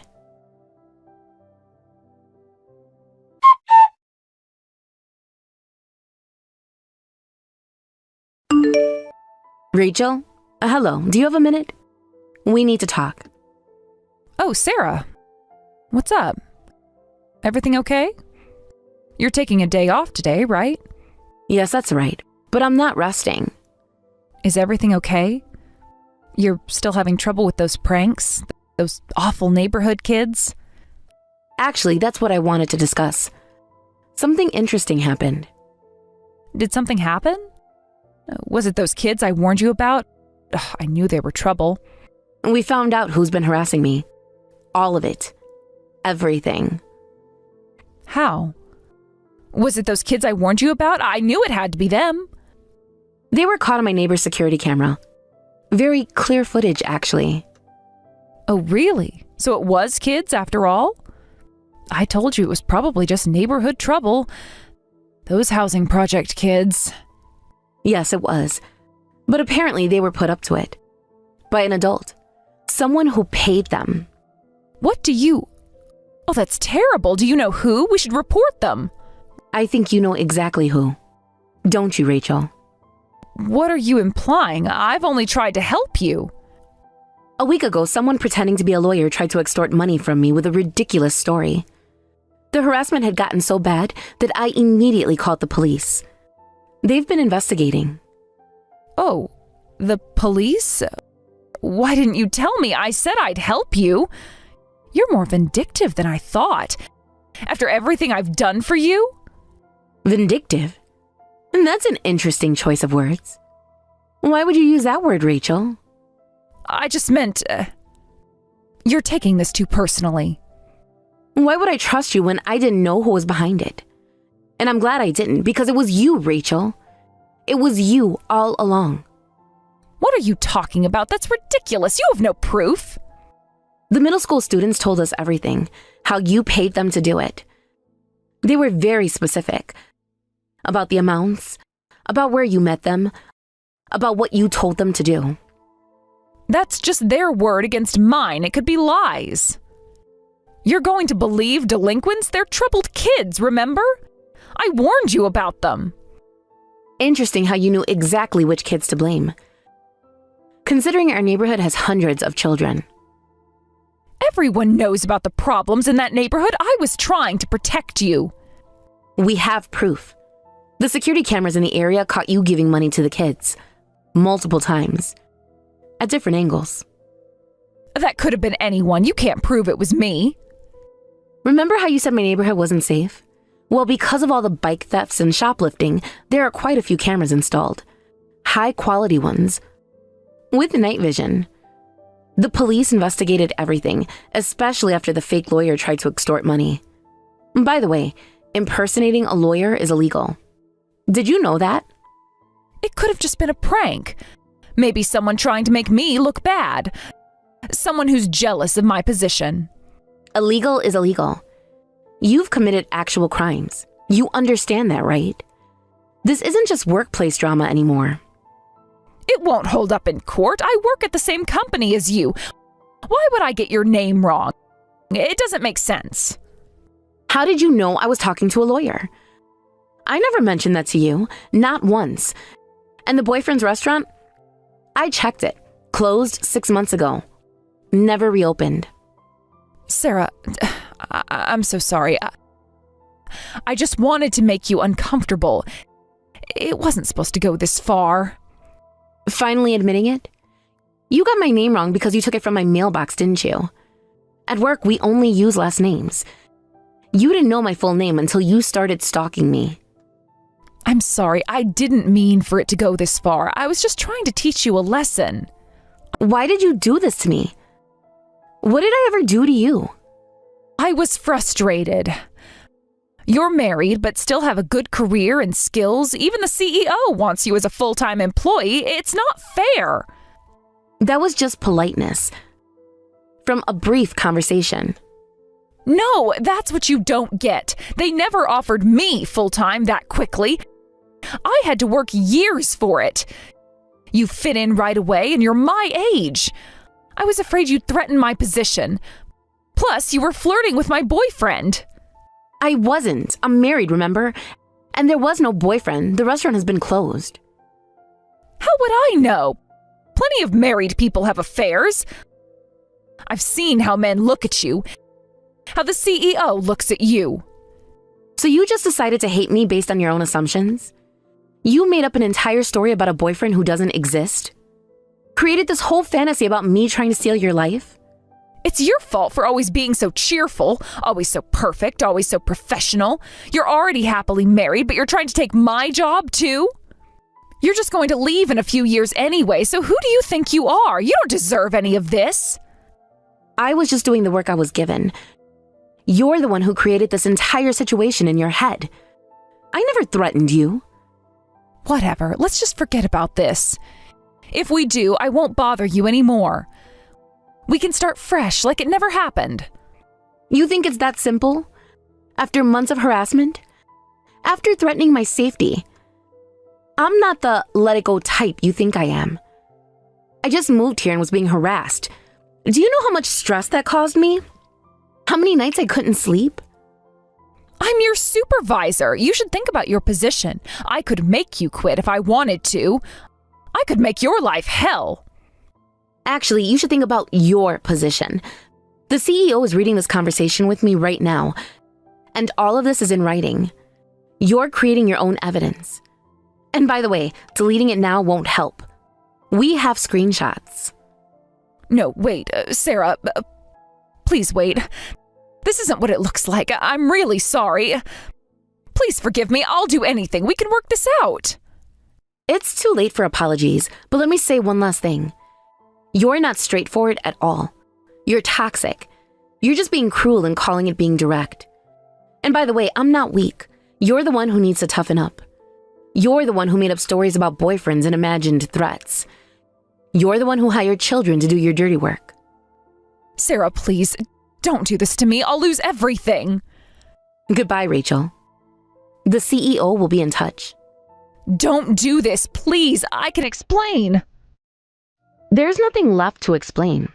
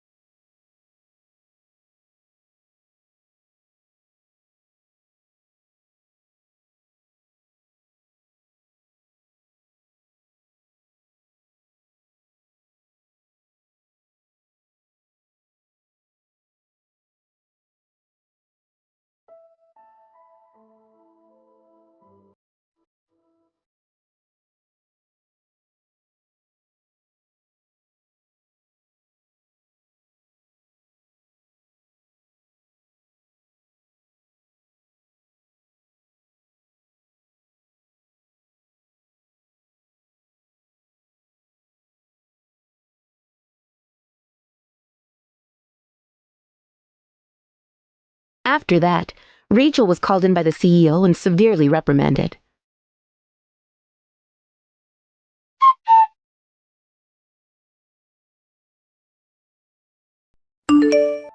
Rachel? Hello, do you have a minute? We need to talk. Oh, Sarah. What's up? Everything okay? You're taking a day off today, right? Yes, that's right, but I'm not resting. Is everything okay? You're still having trouble with those pranks? Those awful neighborhood kids? Actually, that's what I wanted to discuss. Something interesting happened. Did something happen? Was it those kids I warned you about? Ugh, I knew they were trouble. We found out who's been harassing me. All of it. Everything. How? Was it those kids I warned you about? I knew it had to be them. They were caught on my neighbor's security camera. Very clear footage, actually. Oh, really? So it was kids after all? I told you it was probably just neighborhood trouble. Those housing project kids. Yes, it was. But apparently they were put up to it. By an adult. Someone who paid them.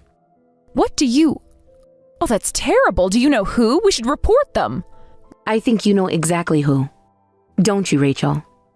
What are you implying? I've only tried to help you.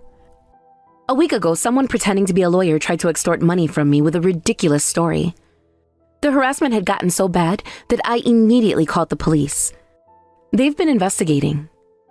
Oh, the police? Why didn't you tell me? I said I'd help you. You're more vindictive than I thought. After everything I've done for you? Vindictive? That's an interesting choice of words. Why would you use that word, Rachel? I just meant... you're taking this too personally. Why would I trust you when I didn't know who was behind it? And I'm glad I didn't, because it was you, Rachel. It was you all along. What are you talking about? That's ridiculous. You have no proof.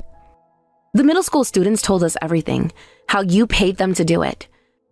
They were very specific about the amounts, about where you met them, about what you told them to do. That's just their word against mine. It could be lies. You're going to believe delinquents? They're troubled kids, remember? I warned you about them. Interesting how you knew exactly which kids to blame, considering our neighborhood has hundreds of children. Everyone knows about the problems in that neighborhood. I was trying to protect you. We have proof. The security cameras in the area caught you giving money to the kids, multiple times, at different angles. That could have been anyone. You can't prove it was me. Remember how you said my neighborhood wasn't safe? Well, because of all the bike thefts and shoplifting, there are quite a few cameras installed. High-quality ones, with night vision. The police investigated everything, especially after the fake lawyer tried to extort money. By the way, impersonating a lawyer is illegal. Did you know that? It could have just been a prank. Maybe someone trying to make me look bad. Someone who's jealous of my position. Illegal is illegal. You've committed actual crimes. You understand that, right? This isn't just workplace drama anymore. It won't hold up in court. I work at the same company as you. Why would I get your name wrong? It doesn't make sense. How did you know I was talking to a lawyer? I never mentioned that to you, not once. And the boyfriend's restaurant? I checked it. Closed 6 months ago. Never reopened. Sarah, I'm so sorry. I just wanted to make you uncomfortable. It wasn't supposed to go this far. Finally admitting it? You got my name wrong because you took it from my mailbox, didn't you? At work, we only use last names. You didn't know my full name until you started stalking me. I'm sorry. I didn't mean for it to go this far. I was just trying to teach you a lesson. Why did you do this to me? What did I ever do to you? I was frustrated. You're married, but still have a good career and skills. Even the CEO wants you as a full-time employee. It's not fair. That was just politeness. From a brief conversation. No, that's what you don't get. They never offered me full-time that quickly. I had to work years for it. You fit in right away, and you're my age. I was afraid you'd threaten my position. Plus, you were flirting with my boyfriend. I wasn't. I'm married, remember? And there was no boyfriend. The restaurant has been closed. How would I know? Plenty of married people have affairs. I've seen how men look at you. How the CEO looks at you. So you just decided to hate me based on your own assumptions? You made up an entire story about a boyfriend who doesn't exist? Created this whole fantasy about me trying to steal your life? It's your fault for always being so cheerful, always so perfect, always so professional. You're already happily married, but you're trying to take my job too? You're just going to leave in a few years anyway, so who do you think you are? You don't deserve any of this. I was just doing the work I was given. You're the one who created this entire situation in your head. I never threatened you. Whatever, let's just forget about this. If we do, I won't bother you anymore. We can start fresh, like it never happened. You think it's that simple? After months of harassment? After threatening my safety? I'm not the let-it-go type you think I am. I just moved here and was being harassed. Do you know how much stress that caused me? How many nights I couldn't sleep? I'm your supervisor. You should think about your position. I could make you quit if I wanted to. I could make your life hell. Actually, you should think about your position. The CEO is reading this conversation with me right now, and all of this is in writing. You're creating your own evidence. And by the way, deleting it now won't help. We have screenshots. No, wait, Sarah, please wait. This isn't what it looks like. I'm really sorry. Please forgive me. I'll do anything. We can work this out. It's too late for apologies, but let me say one last thing. You're not straightforward at all. You're toxic. You're just being cruel and calling it being direct. And by the way, I'm not weak. You're the one who needs to toughen up. You're the one who made up stories about boyfriends and imagined threats. You're the one who hired children to do your dirty work. Sarah, please, don't do this to me. I'll lose everything. Goodbye, Rachel. The CEO will be in touch. Don't do this, please. I can explain. There's nothing left to explain.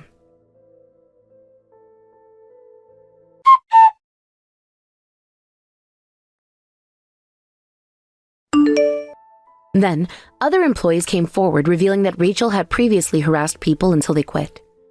While the CEO was investigating these claims, Rachel resigned and moved back to her hometown. I agreed to settle the matter of Rachel's harassment privately. Some might think I'm being too lenient, but even if she'd been arrested, it would have been her first offense, and she wouldn't have served time. I figured it was better to resolve it with a financial settlement and a promise to stay away from me. Rachel also explained that she had recently been dumped by her boyfriend and took out her stress and anxiety on me. She apologized for that. Honestly, her actions were so pathetic that I didn't even have the energy to stay angry.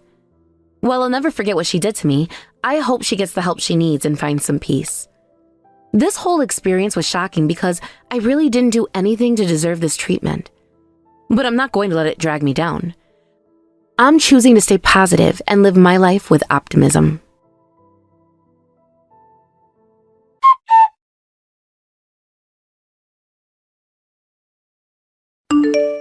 After that, Rachel was called in by the CEO and severely reprimanded. Then, other employees came forward revealing that Rachel had previously harassed people until they quit. While the CEO was investigating these claims, Rachel resigned and moved back to her hometown. I agreed to settle the matter of Rachel's harassment privately. Some might think I'm being too lenient, but even if she'd been arrested, it would have been her first offense, and she wouldn't have served time. I figured it was better to resolve it with a financial settlement and a promise to stay away from me. Rachel also explained that she had recently been dumped by her boyfriend and took out her stress and anxiety on me. She apologized for that. Honestly, her actions were so pathetic that I didn't even have the energy to stay angry. While I'll never forget what she did to me, I hope she gets the help she needs and finds some peace. This whole experience was shocking because I really didn't do anything to deserve this treatment. But I'm not going to let it drag me down. I'm choosing to stay positive and live my life with optimism. Hey, Sarah, make sure you change the bed sheets today. It's summer and we're sweating a lot. Can't believe you've left them unchanged for a week. Sorry, I'll change them later. When exactly? You said that yesterday, too. I was going to do it during Emma's morning nap, but she woke up early. That's always your excuse lately. It's not an excuse. She's been struggling with her sleep schedule. My mother managed fine with me when I was a baby. Every baby is different. Emma needs more attention right now. I've been trying to catch up on laundry while Emma naps. The laundry's piling up too. What have you been doing all day? Feeding Emma, changing her, trying to get her to sleep, cleaning bottles, doing dishes. Seems like you're just making a list of basic tasks. Basic tasks that take all day with a crying baby.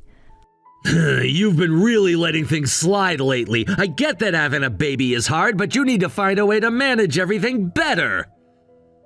I know, but I'm so sleep deprived lately. You know how bad Emma's been with the night crying. I'm barely getting any sleep. Everyone with a baby deals with this. You need better time management. Easy for you to say when you get uninterrupted sleep every night. I need my sleep for work. And I need to sleep to take care of our daughter safely. You're being dramatic again. I'm trying my best, but it's not as simple as it looks. Maybe that's because you're not taking her for walks during the day. Tired babies sleep better, don't they? I tried taking her out yesterday, but she started crying in the stroller. It's not that simple. You gave up after one try? No, I've tried multiple times. She gets overwhelmed easily. There's timing and her mood to consider. I've tried different strategies for the night crying, but sometimes she just cries anyway. My coworker's wife manages just fine with twins. Good for her, but this isn't a competition. Seems like you're just making excuses. Every baby is different. Emma needs constant attention right now. You're babying her too much. I'm responding to her needs. That's what mothers do. Look, you're a stay-at-home mom. You should be able to handle the housework at least. I'm doing my best to balance everything. Your best isn't good enough lately. That's really hurtful, Mark. You're being too soft on yourself. I've noticed you've been buying takeout and getting deliveries more often. At least cook proper meals. Well, why don't you watch Emma then? That's not my job. I work all day. Being a mother is work too. I haven't had a full night's sleep in months. Here we go with the complaints again. They're not complaints. They're facts. I want dinner ready when I get home. I'm starving after work. I tried making dinner earlier, but Emma was fussy. You're home all day. Having meals ready is part of being a housewife. I'm a mother first, Mark. Emma's needs come before anything else. You're using Emma as an excuse for everything. You need to consider that we have a baby now. I only gave birth 3 months ago. I'm still new to being a mother. I can't be perfect right away. Only 3 months? It's already 3 months. I was understanding in the first month, but shouldn't you be used to it by now? It's been over 100 days. Being a mother isn't something you just get used to in 3 months. Can't you at least stay home on weekends? I could meal prep and focus on housework if you helped. So I don't even get freedom on weekends after working all week? It's not about freedom. It's about being a father. That's not... I appreciate you working, but I'm caring for Emma 24/7. That's what mothers do. And fathers should too. I'm already providing for both of you. Now you want me to work more? Spending time with your daughter isn't work. It's being a father. I want you to help with raising Emma. I am helping. How? By coming home and complaining about dinner? Playing with her occasionally when you feel like it isn't enough. Are you picking a fight? I'm trying to have a conversation about sharing responsibilities. We already share responsibilities. I work, you take care of the house. Parenting should be more than that. Am I wrong? Do you know how long my showers are since Emma was born? Here we go. Less than 3 minutes. You just sit on your phone while she's sleeping. And I'm always the one getting up for night feeds. You want me to handle night duties when I have work the next day? Even 1 night a week would help. You can nap during the day, but you want me sleep deprived? When do you think I nap? When I'm cooking, cleaning, doing laundry? You must find time somehow. It's not like I can sleep whenever I want.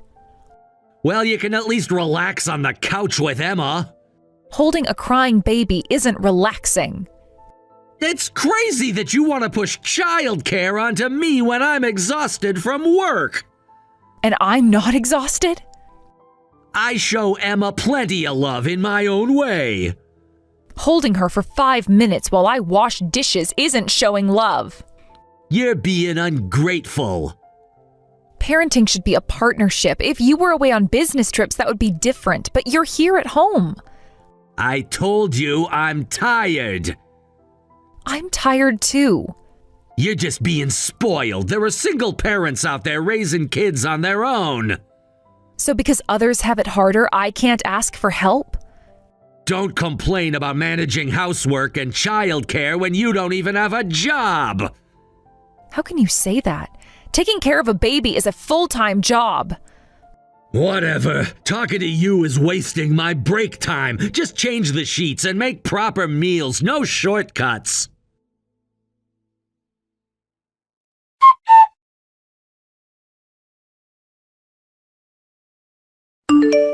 Mark, please, come home. Huh? Why? Like I said this morning, Emma and I both have fevers. You mentioned feeling warm, not having fevers. It keeps getting worse, and I can't rest while taking care of her. Can't you handle it yourself? It's just a fever. Emma's temperature is really high. I'm worried. If she has a fever, she'll be quiet anyway. No, she keeps crying. I have to hold her constantly. My arms are shaking from weakness. Take some medicine. I barely have strength to stand up anymore. Please come home. I don't want to. I don't want to catch whatever bacteria you two have. We're your family. I have an important presentation next week. Can't risk getting sick. What about your family's health? Then at least drive us to the hospital. It's Saturday. Everything's closed. There's an emergency clinic. My fever is at 102 degrees Fahrenheit, and Emma is really high too. Just take some medicine and sleep it off. I tried that. Nothing is working. Then try something else. I need help. Emma won't stop crying. You're probably making her more anxious by being anxious yourself. Please, I can't rest. That's why I'm asking for help. You're just out having fun on your day off. Why won't you come home? Look, I'm staying out because you're sick and can't make lunch. That's your concern right now? I'm being considerate here, trying to let you rest quietly. How is abandoning us being considerate? Shouldn't you be taking care of your sick wife and daughter? Don't push your definition of normal on me. This isn't about normal. It's about caring for family. Emma's suffering too. Me being there won't change anything. Stop being clingy. Clingy? I'm asking for help because we're sick. Mark, I can barely hold Emma anymore. My arms are shaking. You're exaggerating. Fine, I won't rely on you anymore. You can't survive without relying on me. Watch me. I'd rather be alone than be with someone who doesn't care. I can't consider someone family when they won't even care for their wife and daughter when they're sick. Whatever. I'm not coming home tonight. Seriously? Don't want to catch your cold. I'll stay at a hotel. So you can afford a hotel but not help your family? Then I won't do housework anymore. Don't rely on me.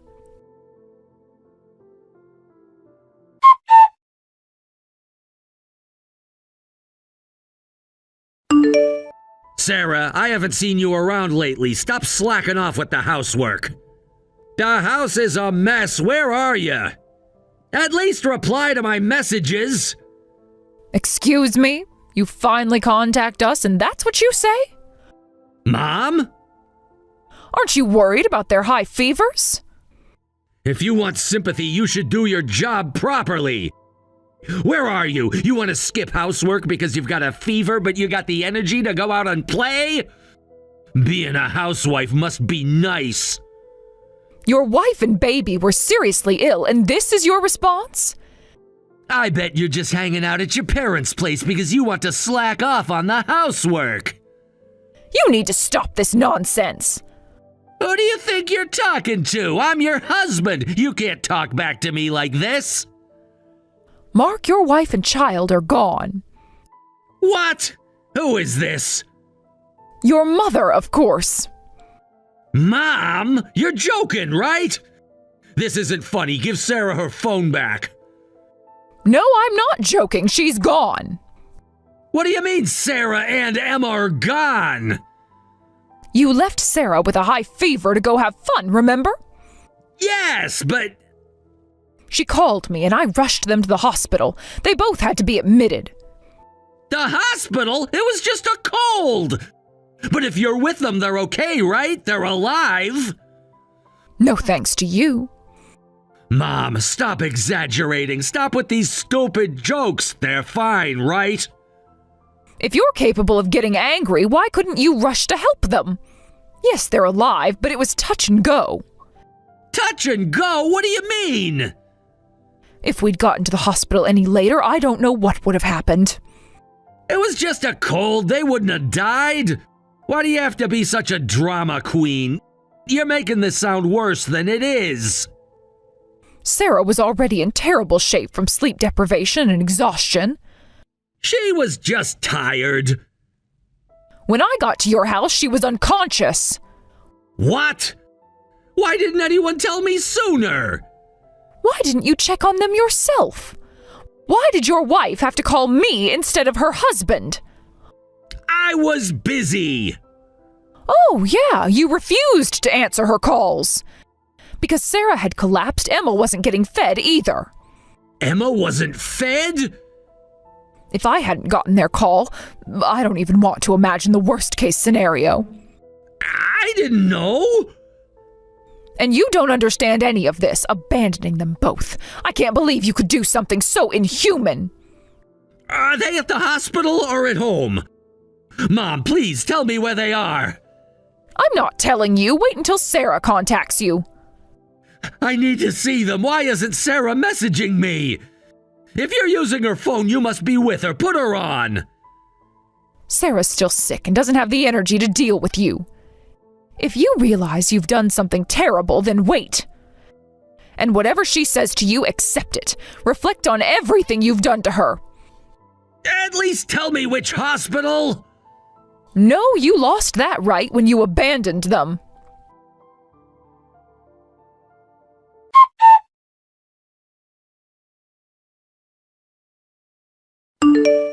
Sarah, come back. We're not finished talking. You can't just leave these papers and go. I understand how you feel.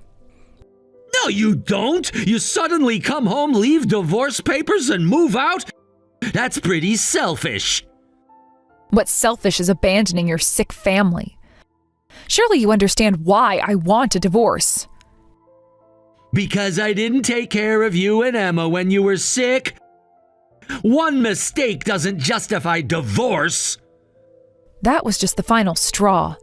Ever since Emma was born, I've been wondering why you wouldn't help with childcare. You wouldn't help with housework either. Even though I was struggling after giving birth, you were completely unsupportive. But I had work. I was providing for our family. Money isn't everything. Emma needs her father. You could have helped on weekends, but you dumped everything on me because I'm a stay-at-home mom. I'm sorry, but I can't raise a child with someone who won't cooperate. Wait, let me apologize first.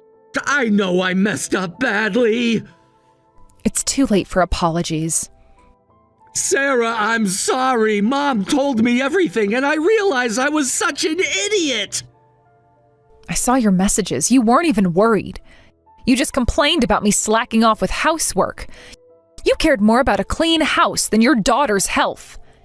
That's because I didn't know you were in the hospital. If I had known how serious it was. Even if we weren't hospitalized, I couldn't forgive you. The thought of getting sick again and having a husband and father who won't help? I don't need someone like that. I was thoughtless. I just assumed it was a cold, that a fever wasn't serious. Fevers can kill people. They can cause permanent damage, too. Emma could have died, Mark. I'm sorry. Please, I want another chance. I'll help with childcare properly this time. You had over 3 months of chances. It's weird that it took divorce papers to make you realize. I told you so many times to help with housework and childcare, but you did nothing. That's on you. I know I was terrible. Let me make it up to you both. With what? More empty promises? I was taking you for granted. Mom explained how hard childcare really is, and I truly regret everything. Do you really regret it? Because I don't think so. You knew I was coming today for our discussion, but when I arrived, the house was a mess. If you were really sorry, you would have at least cleaned up. It wasn't an environment Emma and I could return to. I was busy and fell asleep. Already making excuses again. Work has been hectic. Still making excuses. You had weekends, too. Nothing's changed. Even after I left, you probably thought I'd come back anyway. That's why the house is still a mess. You were planning to make me clean it when I returned, weren't you? No, I thought we could do it together.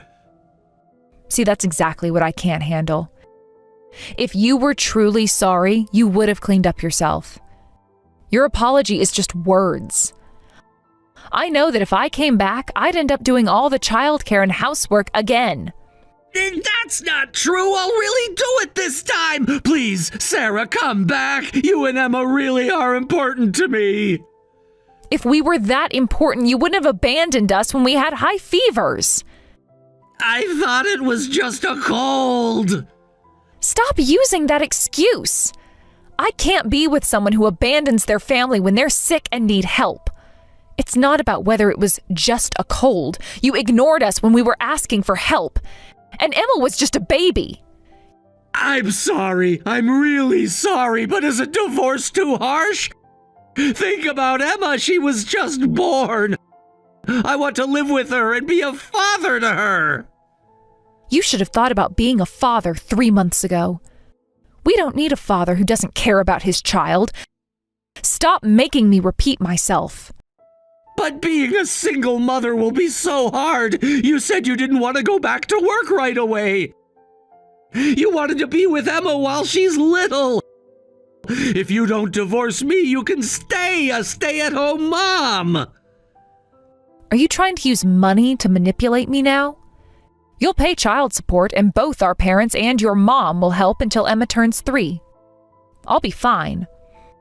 Still, raising a child alone will be tough. Weren't you the one who said there are people raising children alone? Well, I'm prepared for that now.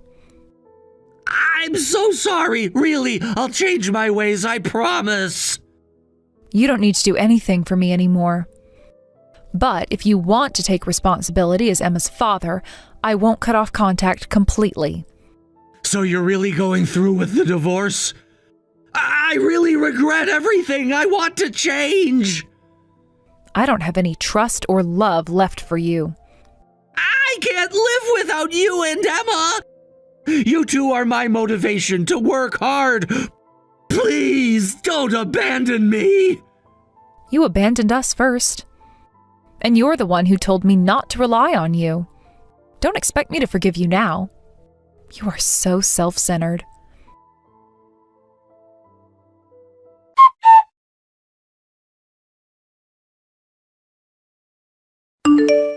After several discussions about divorce, we decided on a 1-year separation. Despite how terribly he treated us, he is still Emma's father. While my relationship with him is over, I reconsidered and decided to give him a chance to be a responsible father. We'll still divorce after 1 year, but I'm giving him this opportunity to prove himself as Emma's dad. But since the separation, he's been like a different person, visiting our home daily to help with Emma's care. Honestly, he's being more of a father now than when we lived together. While I can't forgive what he said and did, I can acknowledge him a little bit as Emma's father. Meanwhile, I'm working on building a foundation to raise Emma on my own. When things get tough, I know I can rely on both our parents and his mother for support. So Emma won't feel lonely. My relationship with my husband won't return to what it was. But as father and mother, as parents, we'll both give our daughter all the love we can. Tom, I'm sorry. I have to work overtime today. There are leftovers in the fridge, so just cook some rice and eat without me. No worries. I'll be home late too. You're working overtime too? Yeah, it's been really busy lately. This is the 3rd time this week you're coming home late. The project deadline is coming up. Well, that's good timing then, but you've been working late a lot. Another client dinner? What do you mean another? You've had client dinners every other day this month. The company expects it. Well, you always smell like alcohol when you come home late. I just have a few drinks after work. That's not a big deal. A few drinks doesn't leave that strong a smell. Are you monitoring my drinking now? But remember last month's health checkup? The doctor warned you about drinking too much. Maybe you should cut back a bit. I'm not drinking that much. I'm fine. Besides, your cooking is always the same. That's why I prefer eating out. What does my cooking have to do with your drinking? If the food was better at home, maybe I'd eat here more. I try to cook healthy meals. Healthy doesn't have to mean boring. Sure, it's all brown food and stews. You think making stews is enough. The seasoning is old-fashioned, too. You should try to learn more. I cook what's good for your health. The doctor said you need to watch your diet. There you go again with the doctor.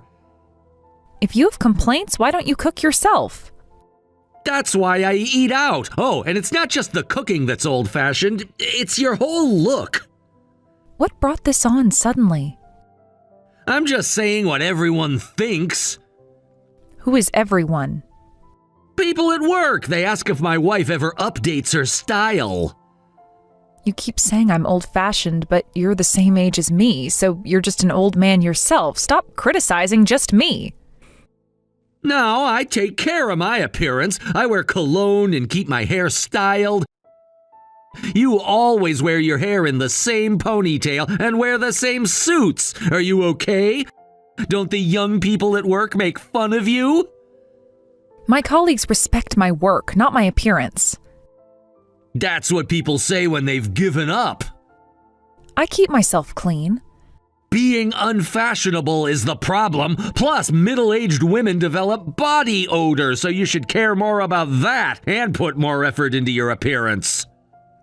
Remember what you said when I bought new skincare products? You said, an ugly person won't change no matter what they do. All right, that's true. But nowadays, you really should try. You're not young anymore. So which is it? Should I try or is it hopeless? Just put in some effort. You're embarrassing me. I see. Don't get sulky. I'm trying to help you. Well, at least you have your career going for you. But thinking about the future, you should study beauty and fashion. Now that we're done raising our kid, you have more time to enjoy yourself. We may be done raising our son, but we still have the mortgage. That'll be paid off soon. I'll think about myself after we've finished paying it off. That's too late, I think. Why? Just a feeling. Well, that's my advice. Oh, I'll probably be home around the last train. Another late night? Don't start. All right. What? Are you sulking because I called you old-fashioned? Just forget it. That's what makes you unattractive. Since you're an old lady, at least try to be charming. This is why I don't want to come home. Do whatever you want. See? This attitude is exactly the problem. Message me when you're on your way home. Don't wait up.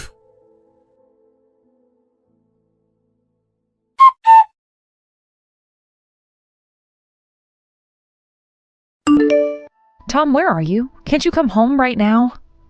Can't. What do you mean you can't? Just busy.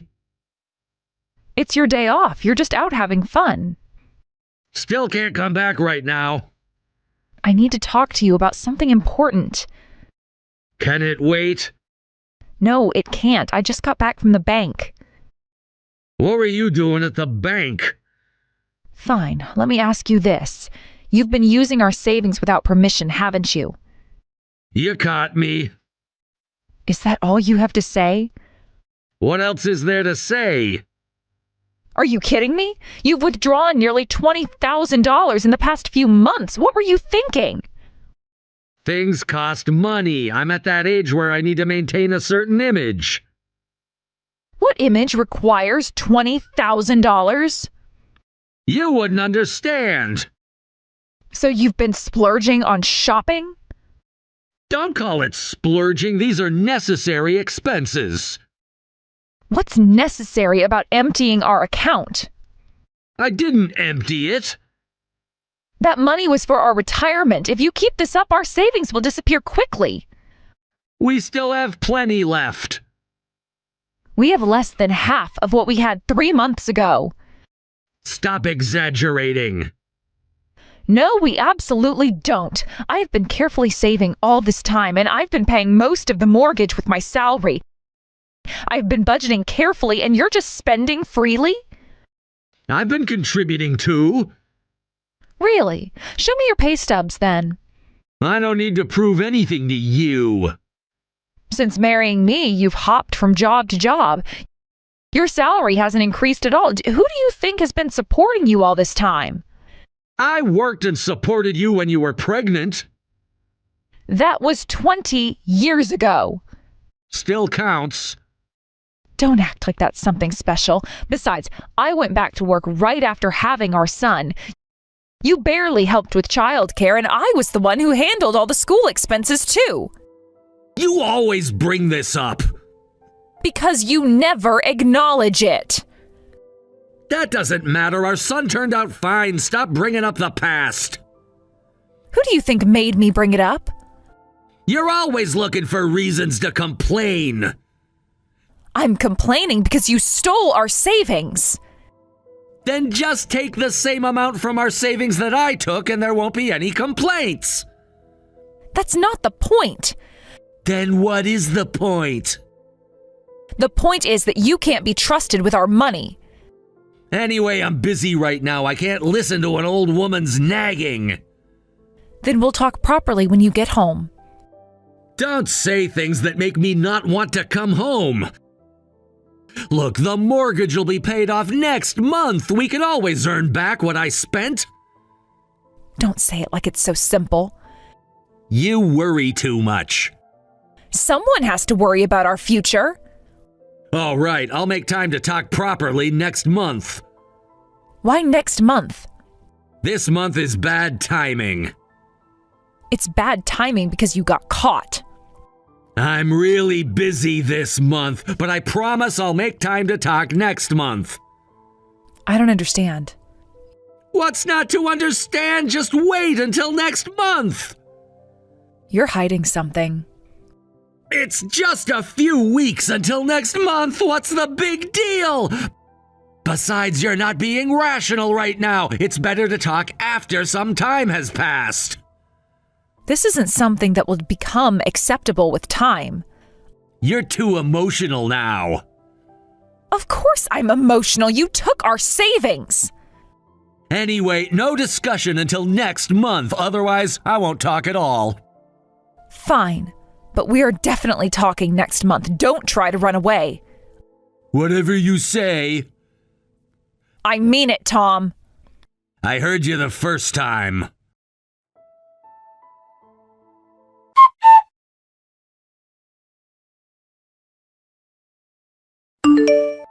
Sarah, are you home yet? Just got in. Look at the table. There's divorce papers here. Oh, you saw them. Thanks for your service, you're no longer needed. Our son is grown up and we just paid off the mortgage. I'm done. So that's why you wanted a month to talk? That's right. I don't have time to waste on an old lady anymore. I want to live freely now. I want to get divorced quickly and enjoy my next chapter in life. Just sign the papers and submit them. You planned this all along. Smart of you to figure it out. Is that why you've been spending our savings? What does it matter now? Fine. Thank you. I'll submit them right away. I'll throw out the luggage, too. What? Throw out the luggage? Why? Did I stutter? What are you talking about? Oh, I mean, I'll throw out your luggage. After all, this house is in my name. What? You're the one who should leave. Check the property records. This is my house. Don't you remember? When we bought this house, you had just quit your job. The mortgage was only approved because I was working. The house is in my name. That's impossible. Check the documents. I'm the head of the household. Being registered as head of household doesn't mean you own the property. That's not true. Are you talking about being the registered head of household? That's not the same as property ownership. You are really stupid, aren't you?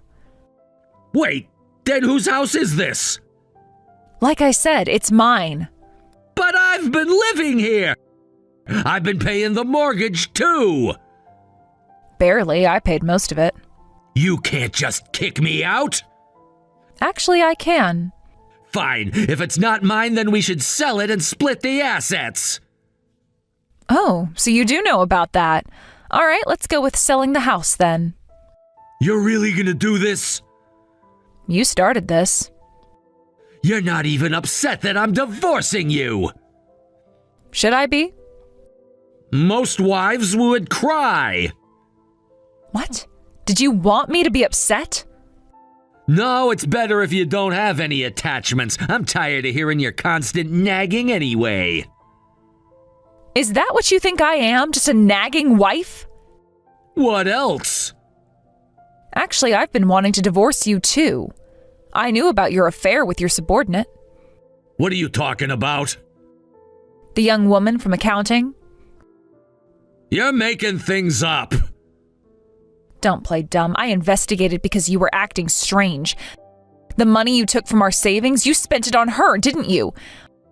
I have evidence of your infidelity, and I am going to sue both you and your affair partner. You had me investigated? Did you think I wouldn't notice? Wait, you're gonna sue my subordinate too? Of course, she got involved with a married man. Please don't. I don't want to cause her trouble. Now you're concerned about someone? She's innocent in this. So you're that serious about her? Of course! I love her incomparably more than you! I'm planning to report this to your company, too. You can't do that! Watch me. This is private. There's no need to involve the company. You went to hotels during work hours, didn't you? While reporting an affair alone to the company might get me in trouble, reporting workplace misconduct is different. That's not fair! Neither was stealing our savings. Wait! Please reconsider. She's still young and I can't afford to get in trouble either. I finally found a company where I can work long term. Then you know what you need to do to show sincerity. Sincerity? Money, obviously. Give me the house. You're playing dirty. Says the cheater. Fine, that's fair, but you'll need to sign an agreement. That works better for me too. I don't want you trying to claim the house later.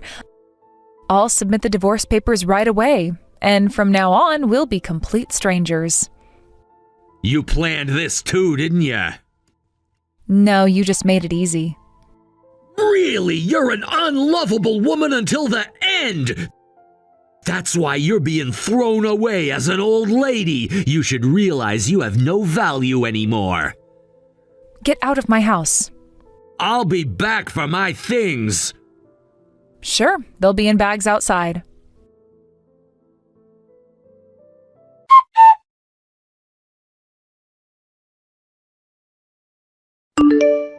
Sarah, can we meet? What? All the paperwork is done. We've settled everything financially. There's no need to meet. Just for coffee. No. I want to talk. We're divorced and I don't want to talk to you. Things are different now. Nothing is different. Please, just give me a little time. Then say it now. I'm not meeting you. It's better to talk in person. Text or nothing. Actually, I want to try again. What are you saying? That's obviously impossible. Things are clearer now. Clearer how? I finally realized how important you were. Let me guess, did your subordinate dump you? It's not about her. So she did dump you. No, I just realized young women are too simple-minded to keep up with. That's not what you said 2 weeks ago. I was wrong then. You weren't wrong, you were just busy spending our savings on her. I made a mistake. A $20,000 mistake. I knew it was just a matter of time before she dumped you, especially after the divorce. She had a real boyfriend anyway. What? You didn't know? Who? A sales guy at your company, young and handsome, I think. When I hired the private investigator, I had them look into her, too. Turns out you were just a plaything. She was using you for the money you were spending on her, though I'm surprised she went as far as sleeping with you. You're lying. Ask around at work. What are you talking about? I'm telling you why you got dumped. She was never serious about you from the start. You wanted to divorce me to be with her, but think about it. Why would a woman in her 20s want to be with a broke old man? I'm not old. You're older than her father. I take care of my appearance. I can compete with young guys. Is that what she told you? People say I look young. Look in the mirror properly. You're a proper old man. You bragged about wearing cologne, but it reeked. I bet everyone at work hated it. That's not true. It was recommended to me. By who? The saleswoman trying to make commission? That was expensive. The problem was how much you sprayed on you in one sitting. You shouldn't wear it to work anymore. It's considered a form of harassment these days. You're just trying to hurt me. No, I'm telling you the truth. Enough! I'll stop trying impossible things. That's for the best. It would be good if you came back. I told you I won't. We can start fresh. There is nothing left to start with. I was a fool. I got deceived by a young woman and threw away the person who'd supported me all these years. I did something terrible. You understand that much, but you weren't deceived. You chose to have an affair. You were just excited about dating a young woman. Don't act like a victim. I know I messed up. You didn't mess up. You made deliberate choices. Please, give me one more chance. We've supported each other for over 20 years. You've always been by my side, despite how worthless I was. You must have truly loved me. Don't try to use my past feelings against me. But they were real feelings. Don't be ridiculous. I stayed with you because we had a child, and I was planning to get a divorce in our later years anyway. You didn't love me? When was the last time you asked about my feelings? I always cared. I did love you. That's why I married you. But as I kept supporting you, your attitude got worse and worse, and my love wore away. Now there's nothing left. We can rebuild it. There's nothing to rebuild. Sarah, I'm truly sorry. Please forgive me. I'll never hurt you again. You already hurt me enough for a lifetime. I can change. The person who gets hurt never forgets. Besides, I'm really happy now. I don't have to waste time on a useless old man anymore. Maybe you're the one who should realize you have no value. Don't use my words against me. They're true, though, aren't they? Please. Don't contact me again.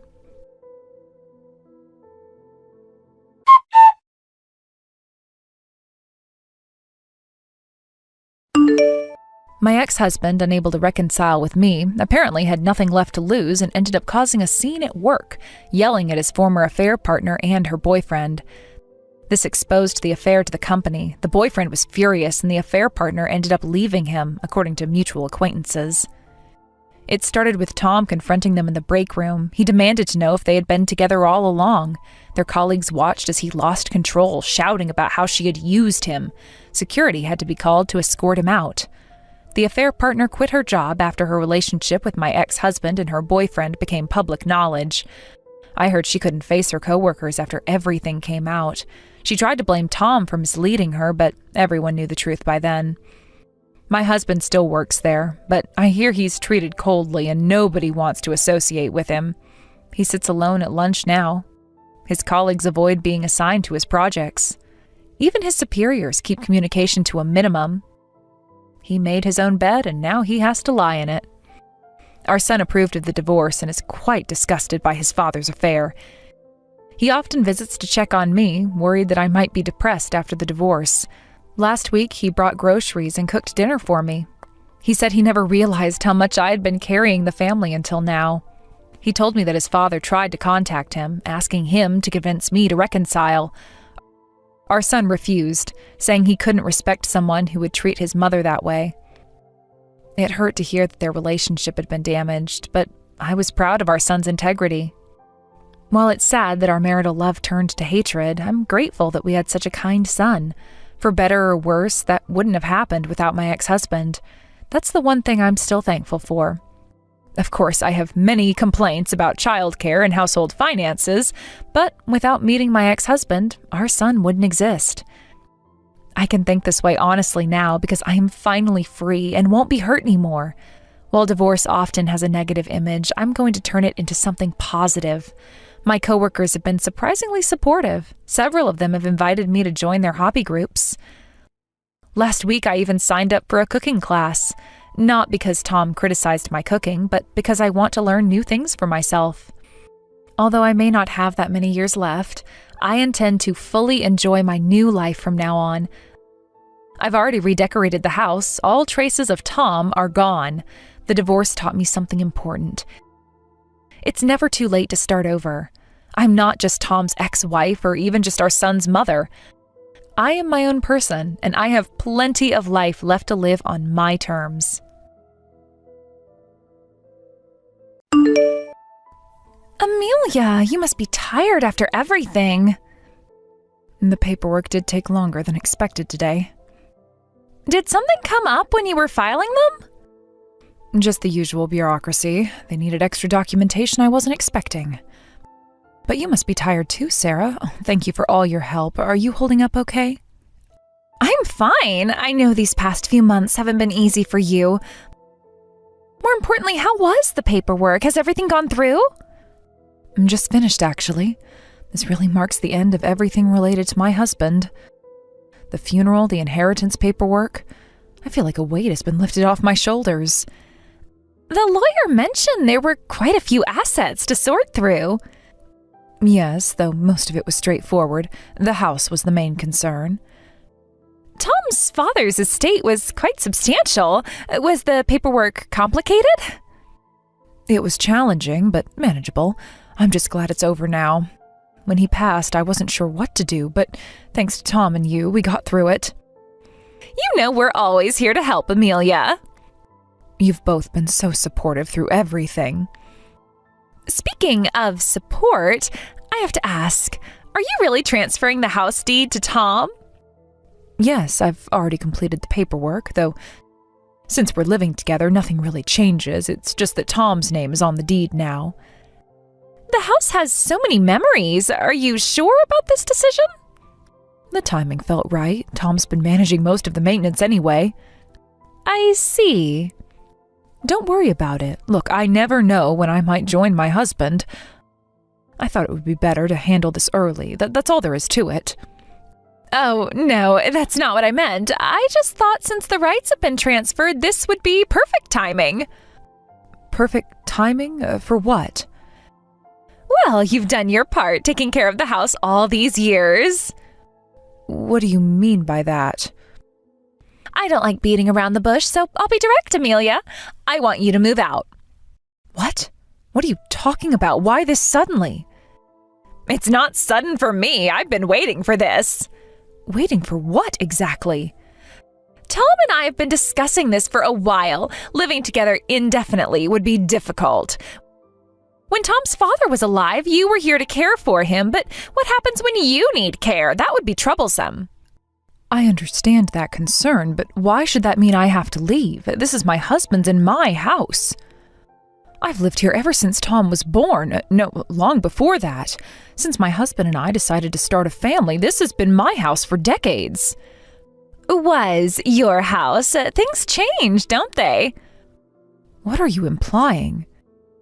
But Tom's name is on the deed now, isn't it? So this house belongs to us now. You have no right to complain. What? Does Tom know about this? He's the one who suggested transferring the deed in the first place, but I can't believe that he could do such a thing. Like I said, Tom knows. In fact, that's why we manipulated you into transferring the deed. Sarah, you've always been so kind to my husband and me. Why would you do this? Let's be honest, it wasn't entirely out of kindness. I did what I had to do. What do you mean? Oh, it was exhausting, keeping you both happy. You've been deceiving us this entire time? Yes, all this time playing the perfect daughter-in-law. It gets tiring. So, everything was an act? Don't make it sound so awful. Tom and I just inherited the house from his parents. And now we're getting rid of the old bag who's become a burden. We're not doing anything wrong. I need to talk to Tom about this. Go ahead, he'll tell you the same thing. I understand what you're saying. I'll talk to Tom about our future arrangements. Is that acceptable? If you insist on dragging this out. I don't think it'll make a difference, but do whatever you want. I just want you gone as soon as possible. Please take care of it. I never thought you'd show this side of yourself. Well, now you know. The deed is done, so there's no point in pretending anymore.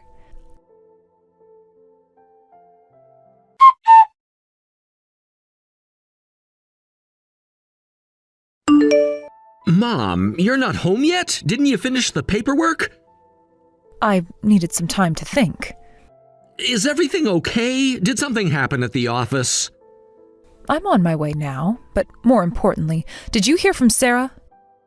Is it true that you are agreeing with what she's saying? Sarah? What did she say to you? About me moving out of the house. Oh, about moving out of the house. Yes, that's true. I've been discussing it with Sarah, and I think it would be better for you. So you're really going along with this? Going along with what exactly? Better for me? I'm being kicked out of my own home. How could that be better? Kicked out? Mom, what are you talking about? Sarah made it very clear.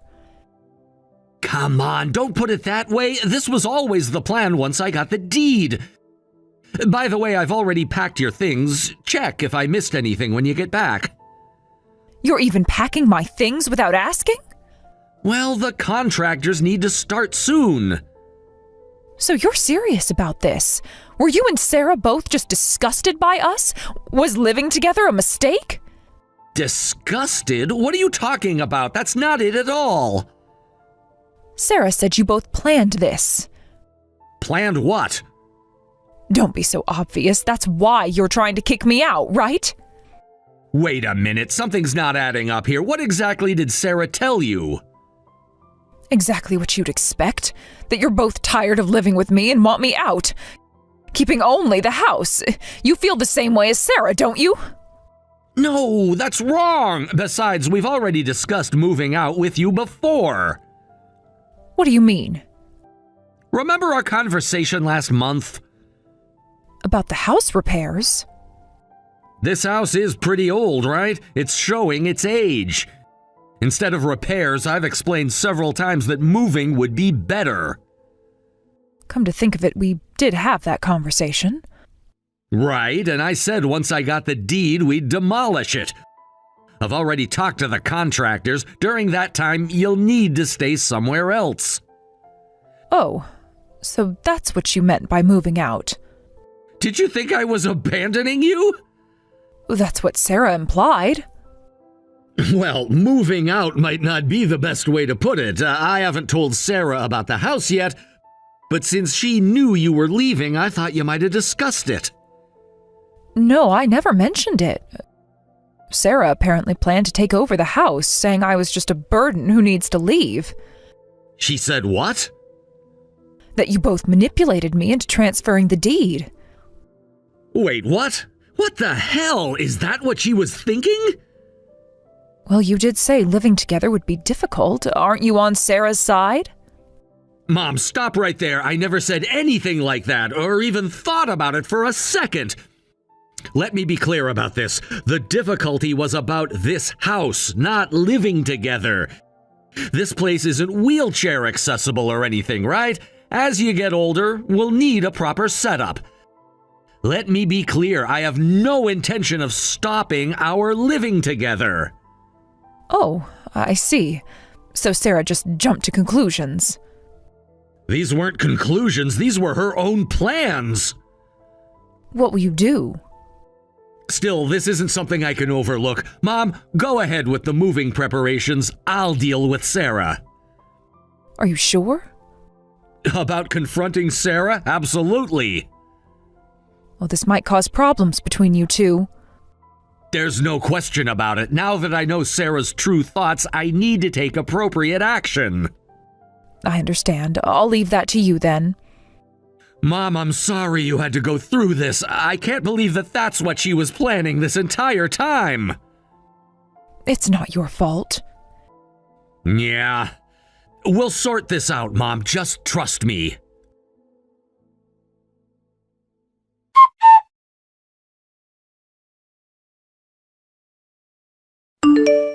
Tom, your mother just left. Thank you so much. Thank you for what? Don't be modest. This worked out perfectly. What worked out perfectly? For helping kick out that old hag, as expected of my husband. You must have convinced her. She wouldn't have just listened to me, so that really helped. Now we can live in this house together. Is that what you think is happening? Of course, we finally have the house to ourselves. Together? What are you talking about? You need to leave too. The demolition is starting soon. We can't demolish the house with you living here. What? Demolition? What are you talking about? Did you think we were keeping this house? Of course we're keeping it. Why wouldn't we? Exactly what I said. We're demolishing the house and selling the land. So this house won't be yours and neither of us will live here. This isn't funny, Tom. I'm not joking. Wait, why demolish it? We finally got rid of that annoying old lady. Why would you do this? Got rid of? That's my mother you're talking about. You know what I mean. We don't have to pretend anymore. I never said this house would be ours. You just assumed that on your own. That's not the point. You agreed with me, didn't you?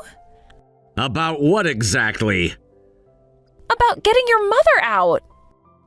About kicking my mother out? I was shocked when I heard about that from her. I didn't think you were such a terrible person. Terrible? I did this for us. For us or for yourself? What's so terrible? It's better for us to use the house than having an old person living here. I didn't say anything wrong.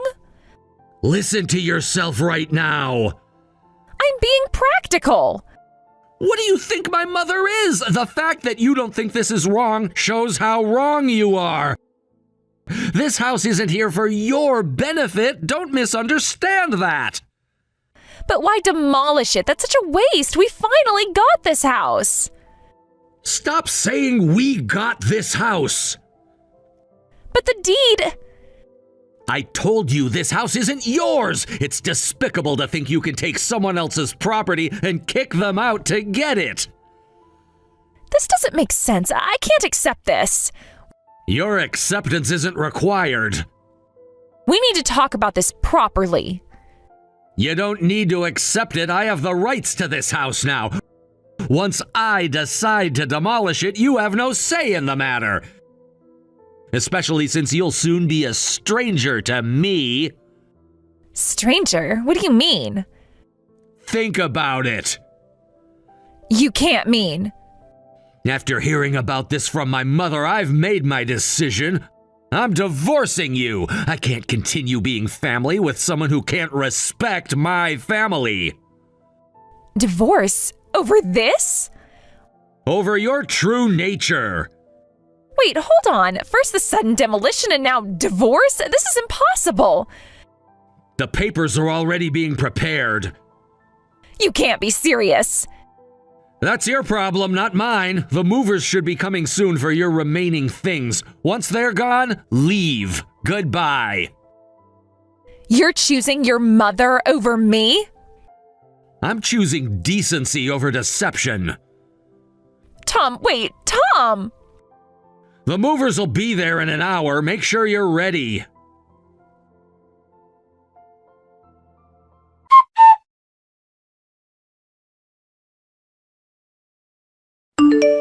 What am I supposed to do about this? About which part? The house demolition or the divorce with Tom? You know exactly what I mean. I'm afraid I don't. Both, obviously. Why should I have to go through this? You seem to think I have some control over this. Of course you do. You turned Tom against me. Well, setting aside the house issue, the divorce is clearly your own doing. There's nothing I can say about that. My own doing? You're the one who told him everything. I only told him what you said to me. This is ridiculous. There is no way Tom would choose an old hag like you over me. You must have said something to him. Your true feelings are showing again. Don't act innocent. You planned this. I've told you I didn't say anything. Besides, I think your premise is wrong. This isn't about Tom choosing me over you. This is about the consequences of your actions.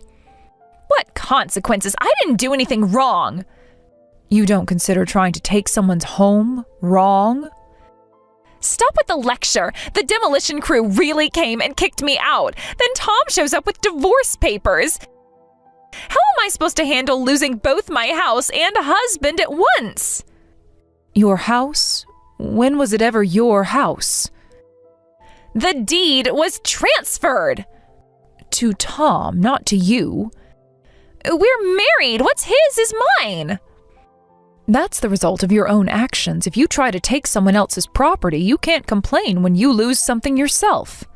I deserve that house after everything I've done. Is this how a mother-in-law should act? I've been a dutiful daughter-in-law, taking care of you diligently, and this is how you repay me? Taking care of us or waiting for your chance? I did everything right. I played my part perfectly. So that's your true feelings.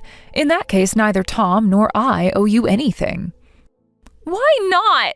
All my effort was wasted. I deserve something in return for taking care of you. What's wrong with that? You really don't see the problem, do you? The only problem is you. Gratitude is something to be felt, not demanded, and it certainly doesn't give you the right to disrespect others. That's why you're in this situation. You should reconsider your attitude. My attitude? What about yours? Don't act so high and mighty just because you're the mother-in-law. That mansion should have been mine. I'll never forgive you for interfering. You still think I interfered? Obviously. Tom would never treat me like this otherwise. I don't need your forgiveness. Either way, the house will be demolished and you and Tom will divorce. No amount of complaining will change that now. That's right. The house being demolished and the divorce are your fault. So take responsibility and do something about it. You can still fix this. What exactly do you expect me to do? Talk to Tom. Make him change his mind. Were you listening? The cause lies with you, not me. There's nothing I can do. You say that, but you must have poisoned Tom against me. That's why he suddenly brought up divorce. Your actions poisoned him against you. Stop avoiding responsibility. Believe what you want to believe. What you choose to believe is your freedom. It's not my place to say anything. What's with that tone? Are you saying I'm the one who's wrong? I'm glad you're finally becoming self-aware. Learn from this experience and be more careful about your choices in the future. The future doesn't matter. I'm in trouble now. And whose fault is that? Yours! All of this is your fault. Including your current troubles, this should be a lesson. As your former mother-in-law, I pray for your future happiness. Though I don't know how effective prayers from a burdensome old bag might be. Don't mock me! Goodbye, Sarah. I hope you find what you're looking for.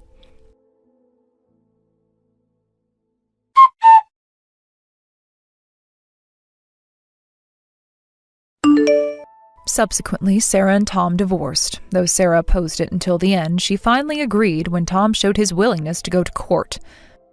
No compensation was required, but losing both her husband and home at once left Sarah in a difficult financial situation. The divorce proceedings were surprisingly quick. Sarah tried to claim she deserved part of the property value, but since the house was already slated for demolition and the deed transfer happened during marriage, her claims didn't hold up.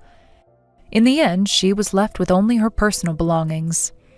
Sometimes I wonder if she really thought she could take the house from us. Her plan seemed so short-sighted. Assuming that just because Tom's name was on the deed, she could claim ownership and force me out.